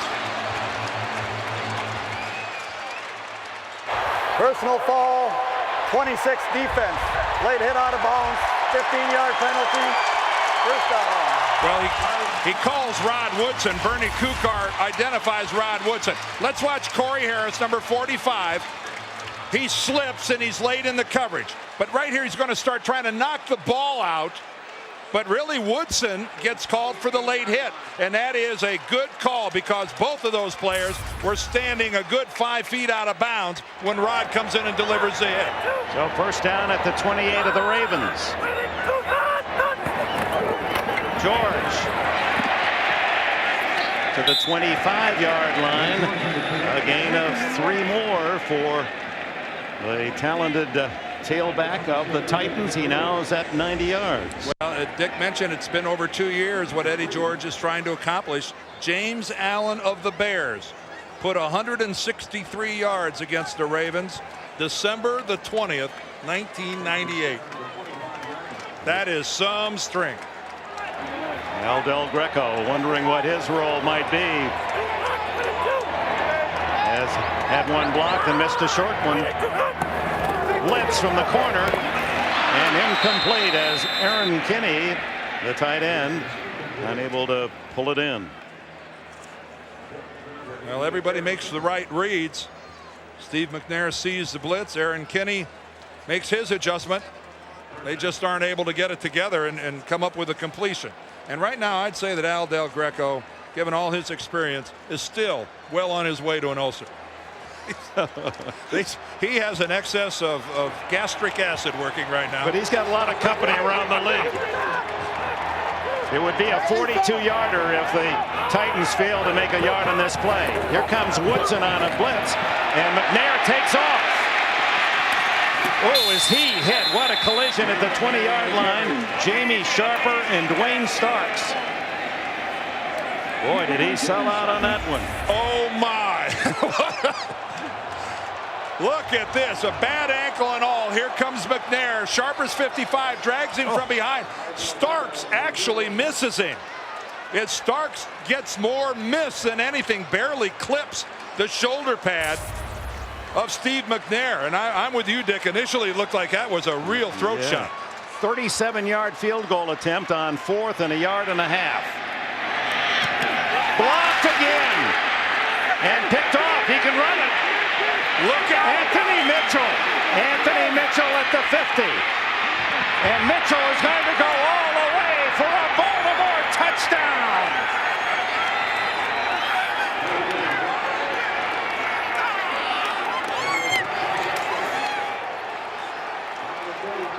Here's a man that is playing in his 29th game of the season. Mitchell was in NFL Europe action with Rhine earlier in the spring and now plays a full NFL schedule as the Titans have this one blocked by Rob Burnett, it would appear. Burnett has blocked 8 in his career. And keep in mind, a blocked field goal when it crosses the line of scrimmage is treated just like a punt. You are able to pick it up and run with it. And a stunning turn of events here in Nashville. And this place is deathly quiet. Anthony Mitchell in the right place to field that blocked field goal. And boy, has that been the Achilles of this Titan team today. Stover adds the extra point. And the first time today, the lead belongs to the Baltimore Ravens, 17-10.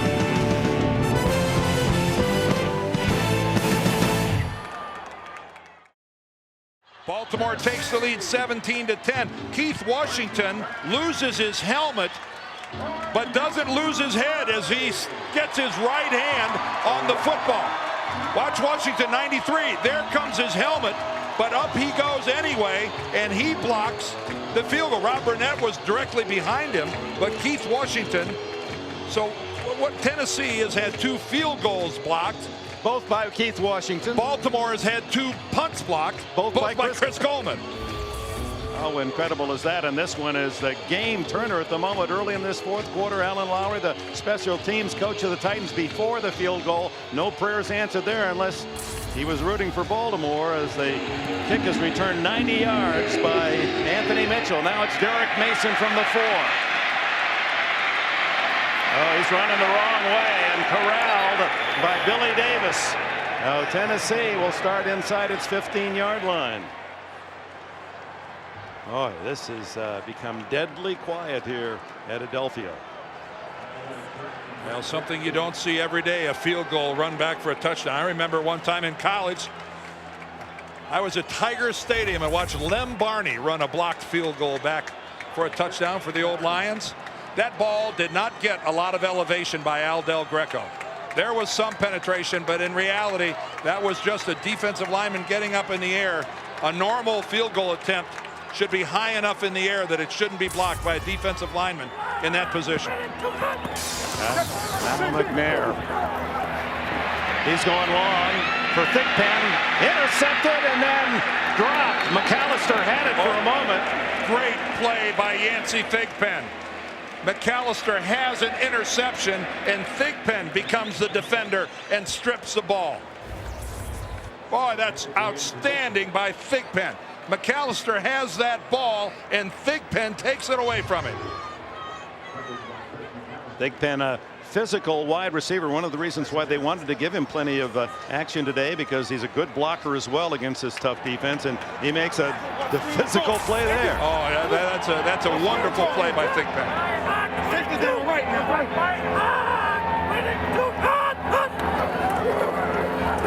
Quick throw for about 7 to Derek Mason, his 5th catch, and slow getting up. Mason stays down. He knows that he's got a linebacker going to come at him from inside. When you run this little pattern, you know the big guys are coming from the middle. Right there. That's Anthony Davis that goes flying right over the top, and it looks, did his knee hit him in the helmet? Watch this right here. Yep, there's the left knee of Anthony Davis that hits Derek Mason right in the helmet. Now a timeout taken with 11:37 remaining in the 4th quarter. The Ravens by 7. Welcome back. 3rd down and 3. You saw Mason being attended to on the sidelines, able to walk off under his own power. Quick throw, but will it be enough for a 1st down as tight end Frank Wycheck tackled immediately, and boy, that's a pretty good spot. Oh, Corey Harris. Of course, you know that in 3rd and 3 that you're looking at a short pattern. You're not expecting Wycheck to run down the field, but Corey Harris, you can't have coverage better than that. And again, Corey Harris starting at strong safety today, because the normal strong safety, Kim Herring, missing this game because of an ankle injury. Harris is the nickelback and their #1 special teams player. And his tackle, look at that, timely indeed by a couple of links, and it'll bring up 4th down. And Jeff Fisher has no choice but to punt. And the crowd's booing, but you can't, with 11 minutes and 7 seconds left in this ball game. You don't run the risk of turning the ball over inside your own 25-yard line. That was Steve McNair, who started very strongly with a couple of good scrambles on an opening drive that led to Tennessee's only touchdown. Was their first possession with the opening kickoff. They went 67 yards in 11 plays with George, the touchdown run, but since then the Ravens defense really has flexed muscle. Craig Hendrick, he's had to leap to take one snap and field another one low. This is on the money, and a very short wobbly kick. Lewis stays away from it, and it was not touched by a Raven, although the fans looking at that one with their heart. Covered downfield by Frank Chamberlain, the former Boston College linebacker. 39 yards on the punt. 10:44 left in the 4th quarter. Baltimore with the ball and the lead.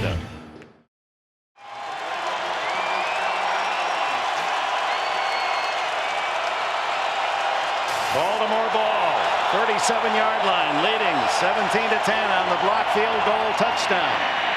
Jamal Lewis for 3. Bunny? Well, Dick, the crowd noise is starting to pick up here at Adelphia, but after Del Greco had that field goal block that was returned for the touchdown, it was as quiet as I've seen it here all day. And while Del Greco has gotten support from his teammates in his struggles earlier in the day, not a soul's talked to him since he got back last on the field. Yeah, it's not an enviable position. Every time you go out on the field, you're expected to produce 3 points. No one's perfect, and Del Greco has shown that today. 1 for 4. 2nd down and 8. Lewis again. Oh, what a hit coming up from the secondary was Blaine Bishop and Marcus Robertson. Robertson 31.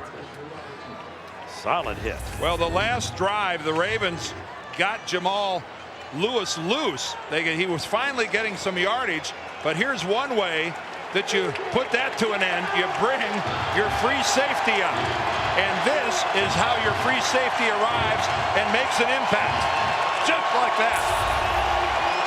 41 yards now for Jamal Lewis rushing today, and here's a big 3rd down and 4. Priest Holmes in the backfield. Dilfer. Incomplete. Right through the hands of Shannon Sharp. He won't drop many like that. That was right there. And there weren't many he needed to catch more than that. Dilfer did a good job of identifying the receiver that was going to give him the 1st down. And boy, that is rare. That would have been about at the 50-yard line. Oh, Kyle Richardson to punt. Well, that was a break. The question now, can the Titans do anything with it? You see Thigpen back there because Derek Mason is hurt.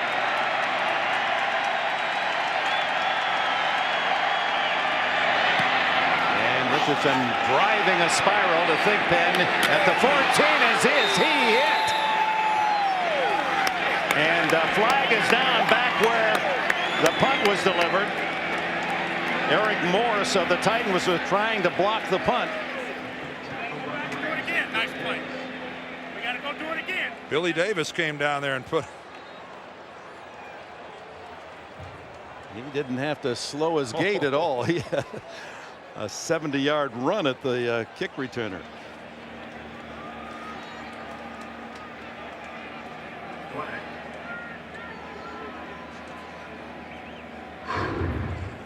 Conference seems to have piqued everybody's interest. Holding against the kicking team. That's going to deny a beautiful punt and coverage that had the Titans pinned inside their 15. Holding. 56 offense. It's a 10-yard penalty. 4th down. Anthony Davis, the linebacker. And Brian Billick. Is that Mason going back there now? I think Mason's back out on the field. Yeah, he is. Look at that. It looked really a severe injury when he went down earlier, but here he is standing at the 25-yard line, the top kick returner in the league. This one a much shorter kick. Mason says stay away from it, and it does take a Tennessee bounce to the 40-yard line and a flag flown. Yeah, flag was thrown right into the Tennessee bench. Something happened right along the near sideline here at about the 40. The legal touch, but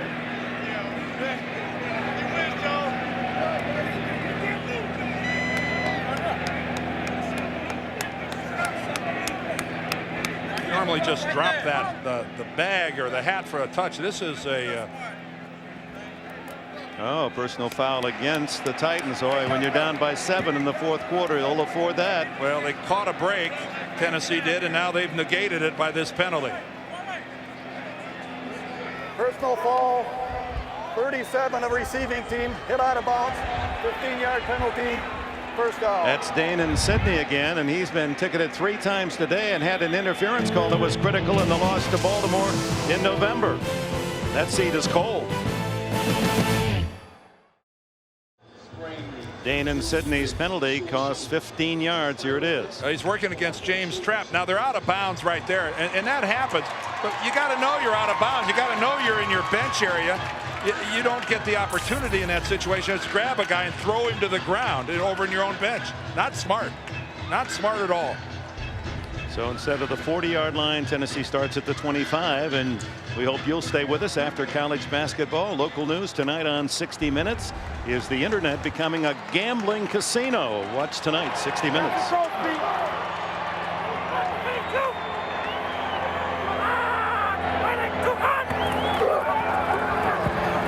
McNair fires complete.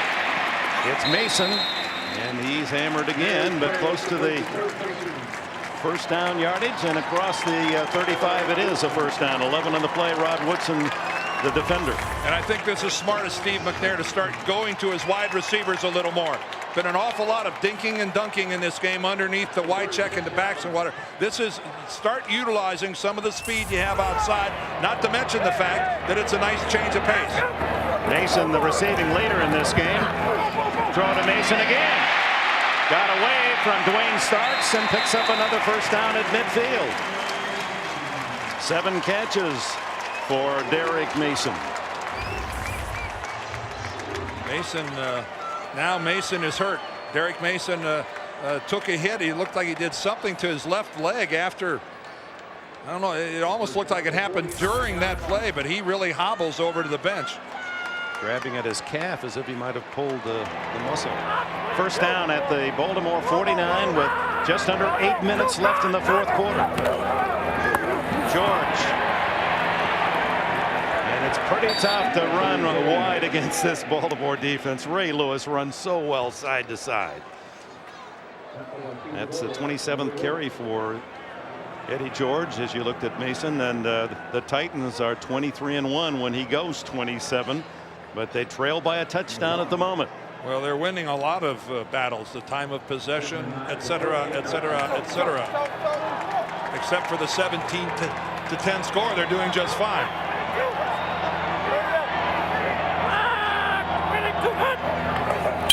Whoops, here comes Sam Adams. Well, and Lionel Dalton. Yeah, but Steve McNair pulled out. Number 9 of the offense.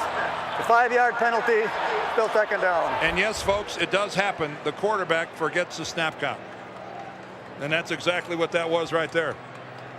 Steve McNair forgot the snap count that he called in the huddle. Now, normally when you goose your center like that, regardless of the snap count, he'll deliver the football.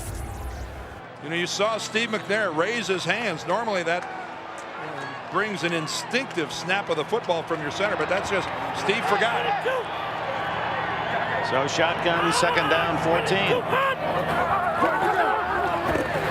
Good protection. Intercepted by Ray Lewis, and Lewis is on his way. He's going to go for a touchdown. Oh my! And Eddie George is heartbroken because that's his fault. Eddie George could barely get up off the field because he knows that Steve McNair threw the football right to him, and he mishandled it and gave it right to Ray Lewis. Brian Billick playing to the Tennessee crowd as his team has returned a field goal block, 90 yards, and now Ray Lewis, an interception from midfield. It was in the hands of George, bobbled, and a 50-yard return by Ray Lewis, just underlining his strength as the AP Defensive Player of the Year in the NFL. A 2-touchdown lead for the Baltimore Ravens. 6:41 remains, and Lewis playing to the crowd as well. He did indeed quiet them. And they are hopping in Baltimore, and they are hopping in Oakland. That's his first professional touchdown.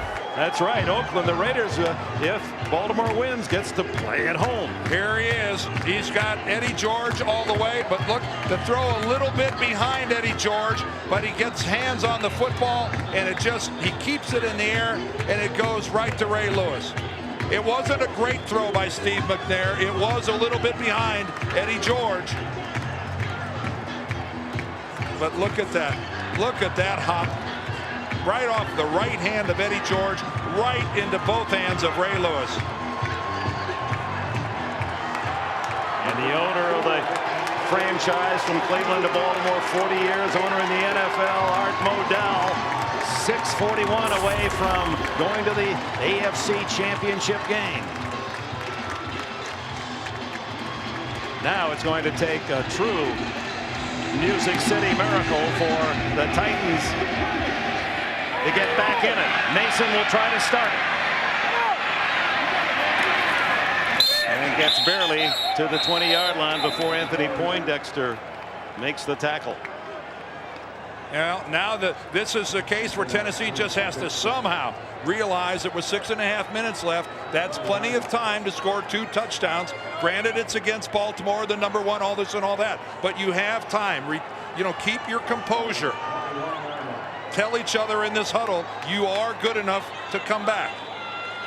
And look, everybody's contributed here for the Ravens today. 7 points from their special teams, 7 from their defense. That has been the story of the Baltimore Ravens this entire season.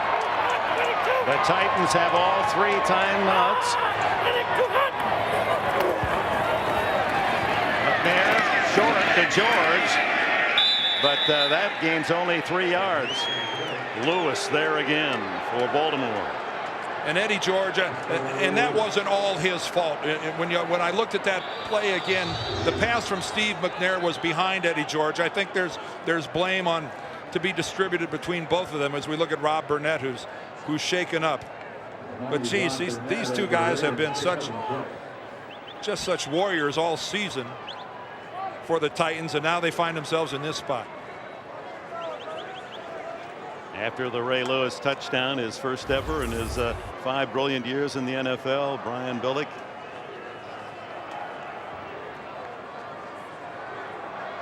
Hard to believe it.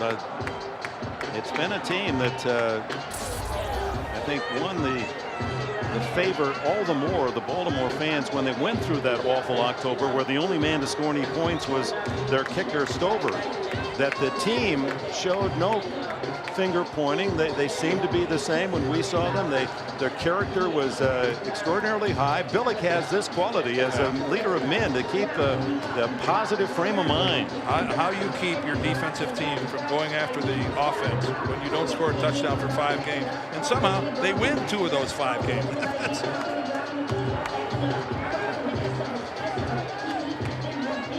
To be the #1 seed, which of course the position earned by the Titans, doesn't mean you're going to win the Super Bowl. Only Denver in the last decade as the #1 seed went all the way and took the big prize. Jacksonville was knocked off by Tennessee last year on this date.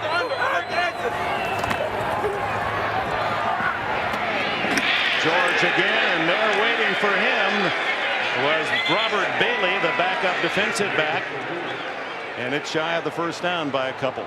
And this is where Tennessee's lack of a real deep passing game is a tremendous hindrance to this club right now. And their best deep threat, perhaps Derek Mason, has been banged up today. So McNair will scramble for the first down, and he takes the hit from Rod Woodson. Now here's a man 35 years of age, Rod Woodson, playing at safety. An all-pro at corner, moved inside, and he still plays this game with a fervor. Well, he's only going to his 9th Pro Bowl, Dick. How's that for a guy who's washed up, right? Forget about it. His young cornerback Starks, who's 20 in his 3rd season, and McAllister's 2nd season, call him lovingly the old man. Wycheck pushed out of bounds, and with the clock under 5 minutes, that will stop the clock. Let's go back to that last hit by Woodson. Yeah, watch and listen.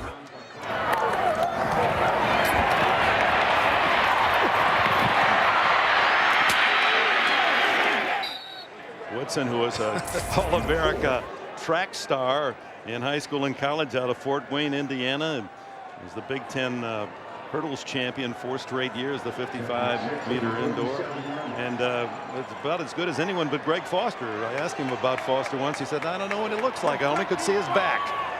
Well, you'll be able to see what he looks like someday in a bust in Canton, Ohio. To the sidelines and through the hands of the leaping Chris Sanders, who hasn't had many chances today.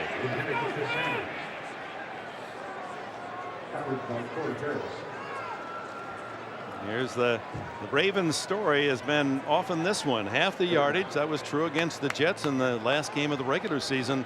But that defense, man, special teams and today. Special teams. They got 2 Jermaine Lewis punt returns for touchdowns against the Jets. This is just a remarkably resilient football team.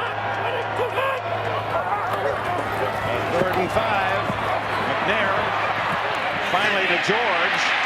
Oh, is he horse-collared at the 48-yard line by Woodson again? What am I supposed to do? They pay me to hit you. Well, no going low here by Rod Woodson. We saw him hit Steve McNair up high, and he's going to take on Eddie George right at the shoulder pads. And, you know, your first instinct is to think, well, he must have grabbed the face mask. Well, he didn't. 4:20 left. First down at midfield. McNair again to George, who suddenly has become his leading receiver, and Ray Lewis.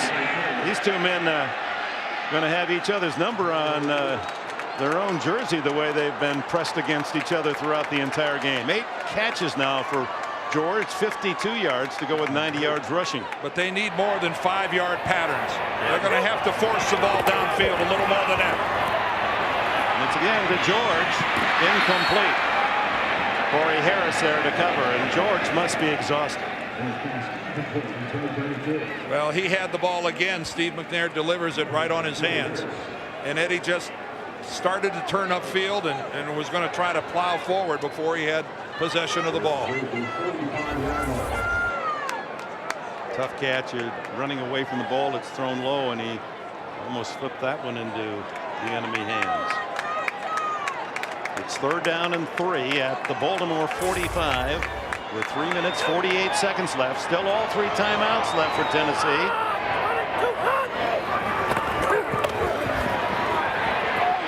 Short, and flag goes down. Wycheck, the intended receiver. Corey Harris, the defender. And holding is the early signal. Yeah, there's holding on the receiver in the slot. Holding. 35 defense. That's a 5-yard penalty. First down. Robert Bailey was covering the slot receiver, and that's where he gets called for the hold right here against Derek Mason. Mason's trying to work to the middle of the field, and he's just horse-collared there by Bailey. That stops the clock and gives Tennessee the first down at the 40-yard line. Now Bailey can go, well, that's a bad call all he wants, but that's not the case. Rodney Thomas relieves Eddie George.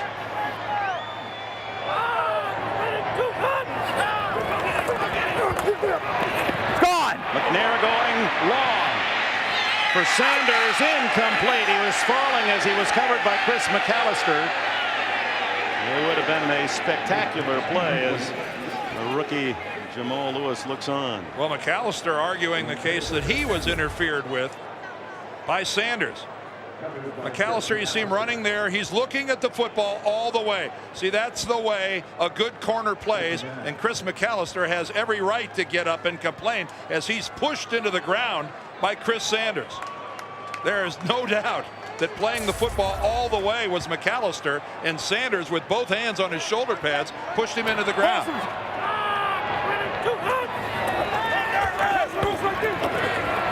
Nair just does extricate himself and throws to Wycheck, but out of bounds. And so 3rd down rolls up for the Titans.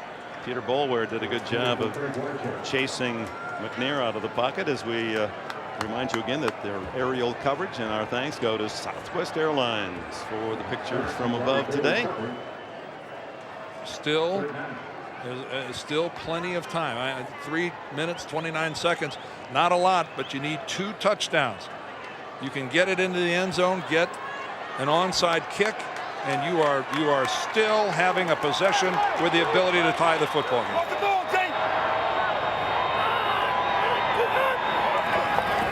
8-10 for a first down. Oh, run the ball, Steve. And he was trying to hit Carl Pickens, the veteran acquired from Cincinnati in the early fall, and he had some running room, didn't he? Oh, to the far side of the field. Steve McNair, take a look at this. Let's go ahead and roll it, guys, and then we'll stop it. But to his left is going to open the whole field. He moves right. If you look at it right there, here is the closest Raven all the way down here. I think Steve McNair, with his open field running ability, could have picked up a lot of yardage. He would have had to break 1 tackle to pick up the first down. Now this becomes a signature play, 4th and 10. They've got to make the first down here.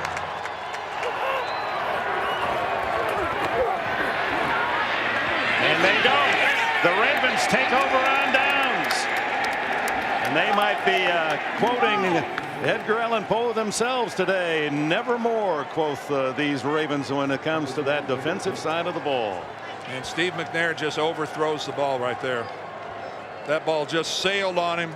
He had an open man, and he just threw it way high. 3 minutes and 18 seconds away from a trip to Oakland, California, and an AFC date with the Raiders are the Baltimore Ravens, who break huddle at their own 40-yard line. 8 wins in a row coming into this game, Billick's team.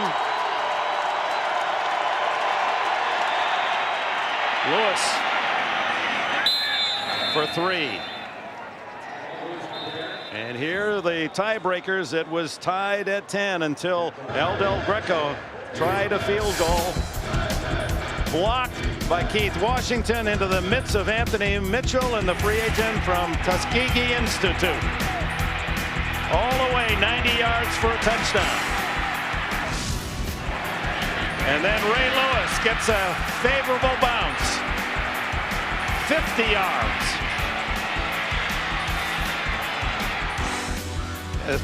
Fullback power there. They weren't going to bring him down. Well, on the one hand, you look at the Baltimore Ravens, and they have been opportunistic. And sometimes you then have to look at it at the other side, and the Titans who've taken a timeout. What a cruel game this can be sometimes. Look at the advantage in yardage for Tennessee. They're winning just about every battle except the scoreboard. But they've made the mistakes, and they've paid for it. Lewis for 2 more. It'll be 3rd down and a short 5. Marcus Robertson and others making the tackle. John Thornton in there as well. And another timeout used by Tennessee. They have 1 remaining. And here's a look at the lineup tonight. Remember, Michigan State, Indiana basketball to follow our game here from Tennessee. And then tonight it all starts with 60 Minutes and then an all new episode of Touched by an Angel. Don't miss the People's Choice Awards, folks, with your favorite stars from TV, movies, music, and Garth Brooks, a live performance, all here tonight on CBS.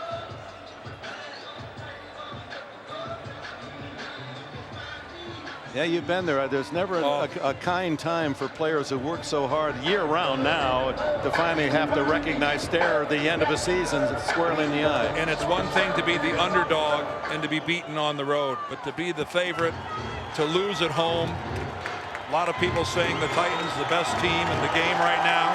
13-3, the best record in the NFL, and to find themselves looking way up in an attempt to win this thing.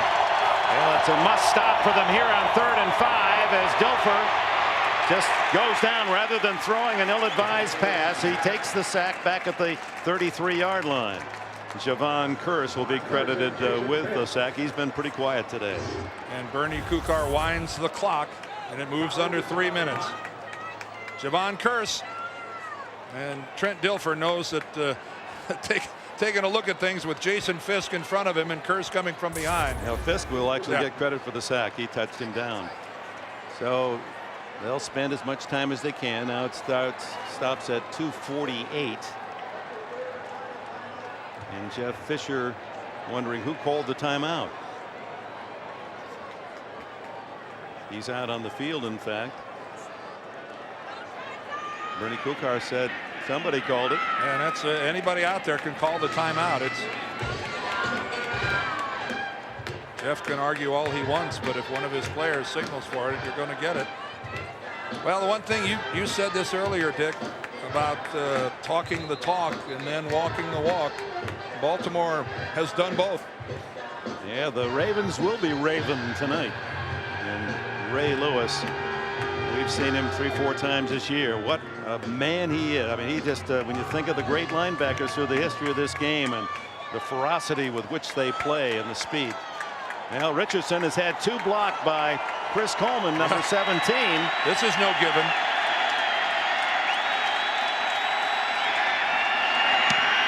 Gets it away. Derek Mason says don't get near it. It'll roll just inside the 30-yard line.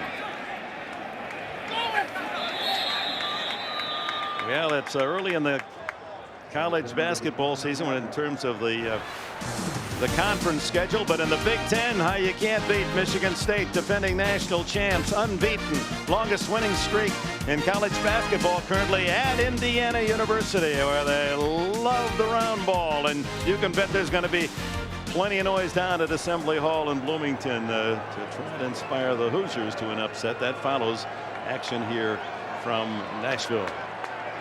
Well, 2:34. What does McNair and the Titans have? They need 2 touchdowns to tie. There's nobody open. Washington chasing McNair and finally on the sidelines, incomplete to Chris Sanders. Jarred by Chris McAllister. Now McAllister's the talker. He's the one that made the comments about Eddie George.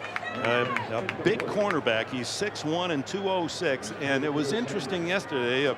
Jeff Fisher, we chatted with him, and some of his players were about to come in the room. We said, well, who are the players for the Ravens that maybe, aren't being talked about that you really think are good? He says, he had Laura's voice. That McAllister is a pretty good cornerback. Yes, he is. And he's just a kid. Just his second year, their #1 draft choice last year. He's going to end up being one of the game's really good ones. Down the middle, incomplete. Rod Woodson was the closest to the ball. 2:22 now left. Bonnie? Well, not only is Shannon Sharpe a pretty good tight end, but I think he's got a crystal ball. He said every week I go to Marvin Lewis and ask, how many points do you need from us? Lewis, of course, the defensive coordinator. Lewis said 7 this week. Sharpe said, we're going to give you 21 because I've never felt as good about this team as I did this week and the way we practiced. And, well, he was close. They actually have 24, guys. But in fairness here, he's got to give some pats on the back to the defense and special teams, who got 14 of the 24. McNair will try to run for a first down and spins out to the 40-yard line, and that second effort will be enough for the first down at the 2:10 mark. He'll try to get off play here before the 2-minute warning. Apparently not. McNair starts walking toward the sidelines. So with that, a timeout. Ravens 2 minutes away from a celebration. 24-10.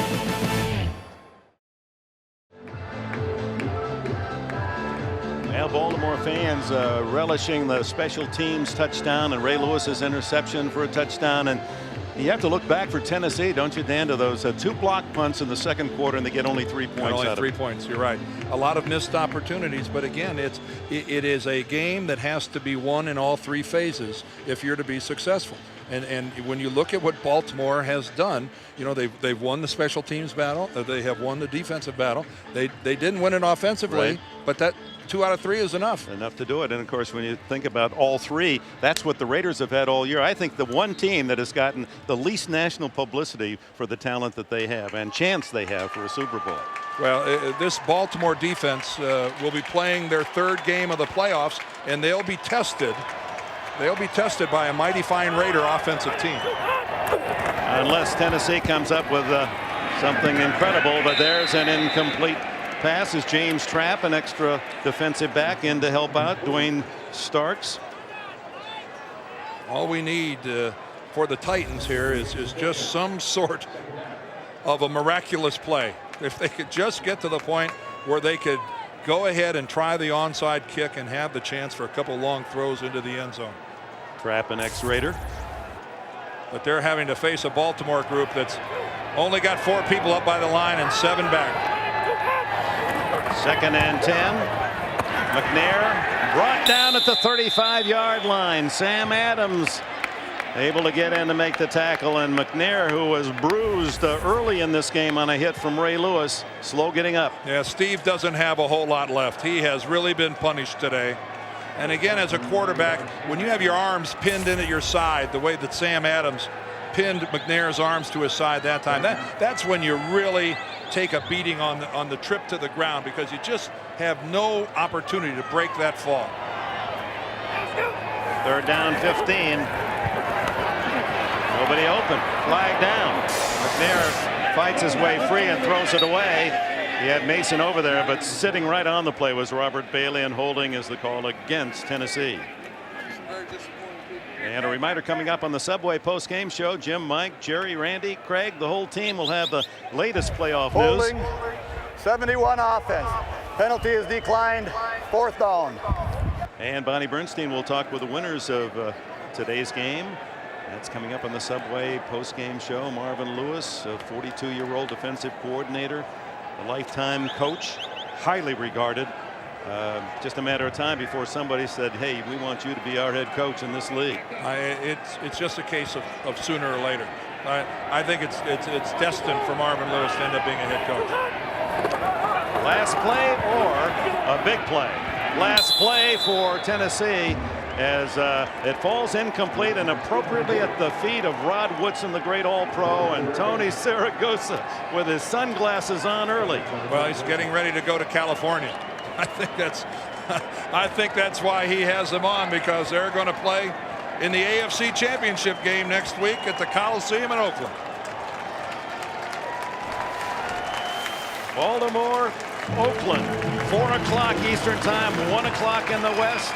Brian Billick gets the Gatorade bath, and his Ravens and the fans behind the Titan bench are applauding and giving their home team a round of applause. I don't know that I've ever even seen that.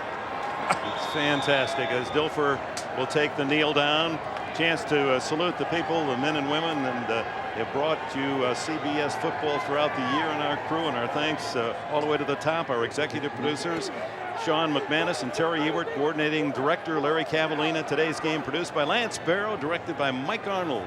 Senior producer of the NFL Today is Eric Mann, and the director Bob Matina. Coordinating producer of CBS Sports is Harold Bryan. Associate director of today's game, Andy Goldberg. The associate producer, Sean Robbins. Broadcast associates, Grant Packer and Sarah Rinaldi. Technical manager, Steve McEwen. Technical director, Norm Patterson.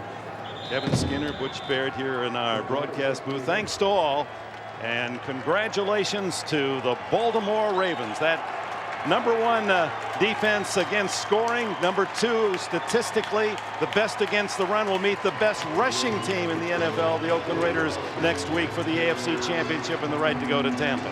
Well, thanks to all of our cameramen and women and our tape operators, everybody all the way down. A great look at a game today, and especially our thanks to Baltimore and Tennessee. They provided us with a big-time football game today, Dick. This was a pleasure to be here. Mike, Lance, great job in the truck. This was a fun season. And a relative unknown defensive lineman for the Baltimore Ravens, Keith Washington, played his football at University of Nevada, Las Vegas, blocked 2 Al Del Greco field goals, and 1 was returned in a tie game, 90 yards for a touchdown by Anthony Mitchell that won it for the Baltimore Ravens.